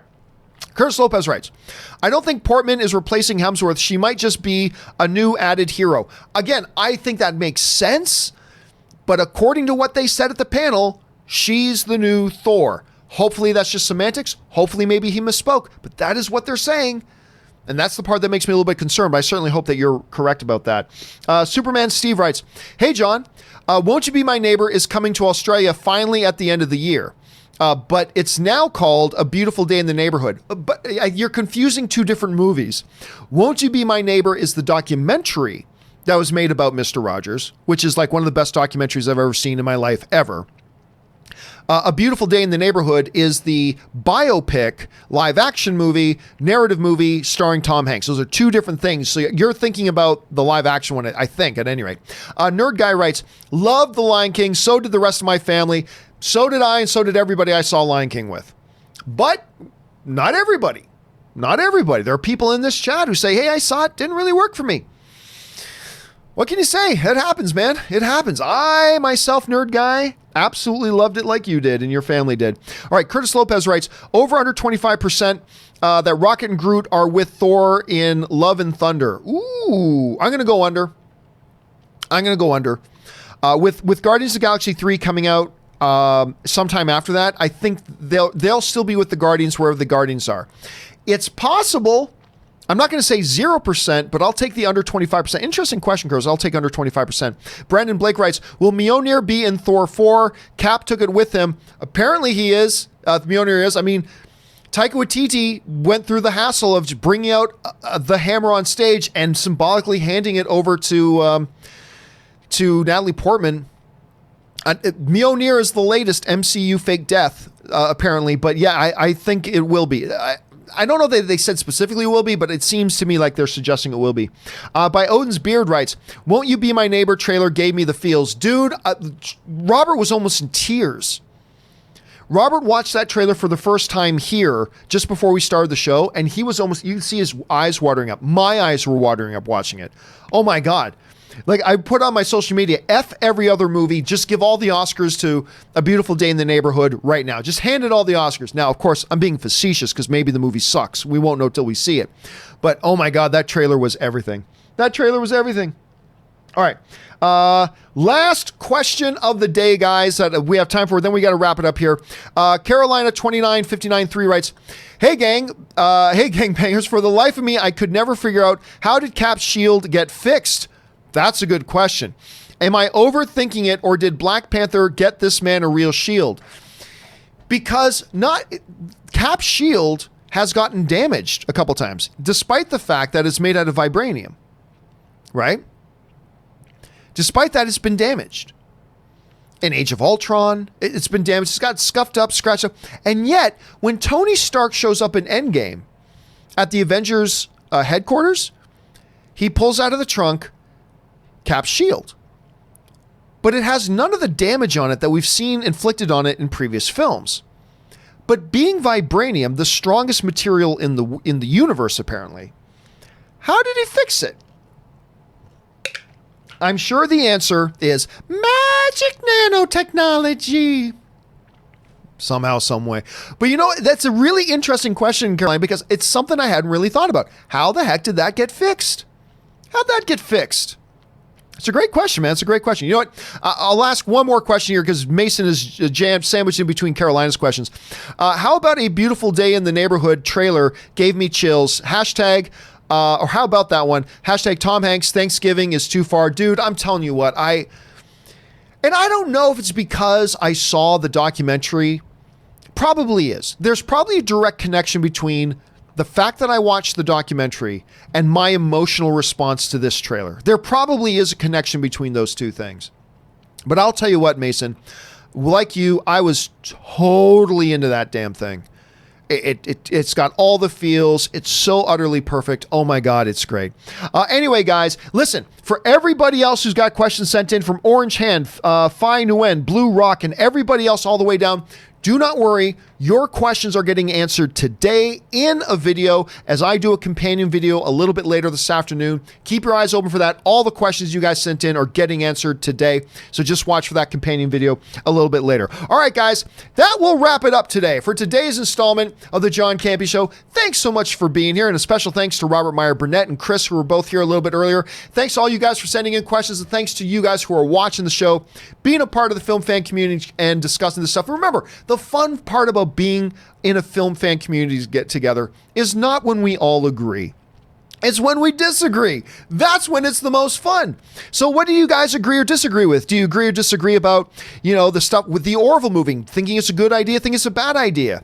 The Jane thing in Thor, thinking that's a good thing, thinking that's something to be worried about. Will they make Blade rated R in the MCU or not? The fun part comes when we disagree and we're all still part of the film fan community together. So jump on down to the comments section below and leave your thoughts and all that. Remember, guys, too, our main topics every day come from you guys submitting your topics or questions by going to www.thejohncampeashow.com/contact. If you've got a topic or question you want to try brought up as one of the main topics here on the John Campea Show, just head on over there, fill it out, hit submit, and maybe you'll see your topic featured here as well. All right, guys, that will do it for me for today. It's been a long one, almost 3 hours. Thanks so much for being here. My name is John Campea, and until next time, guys, bye-bye.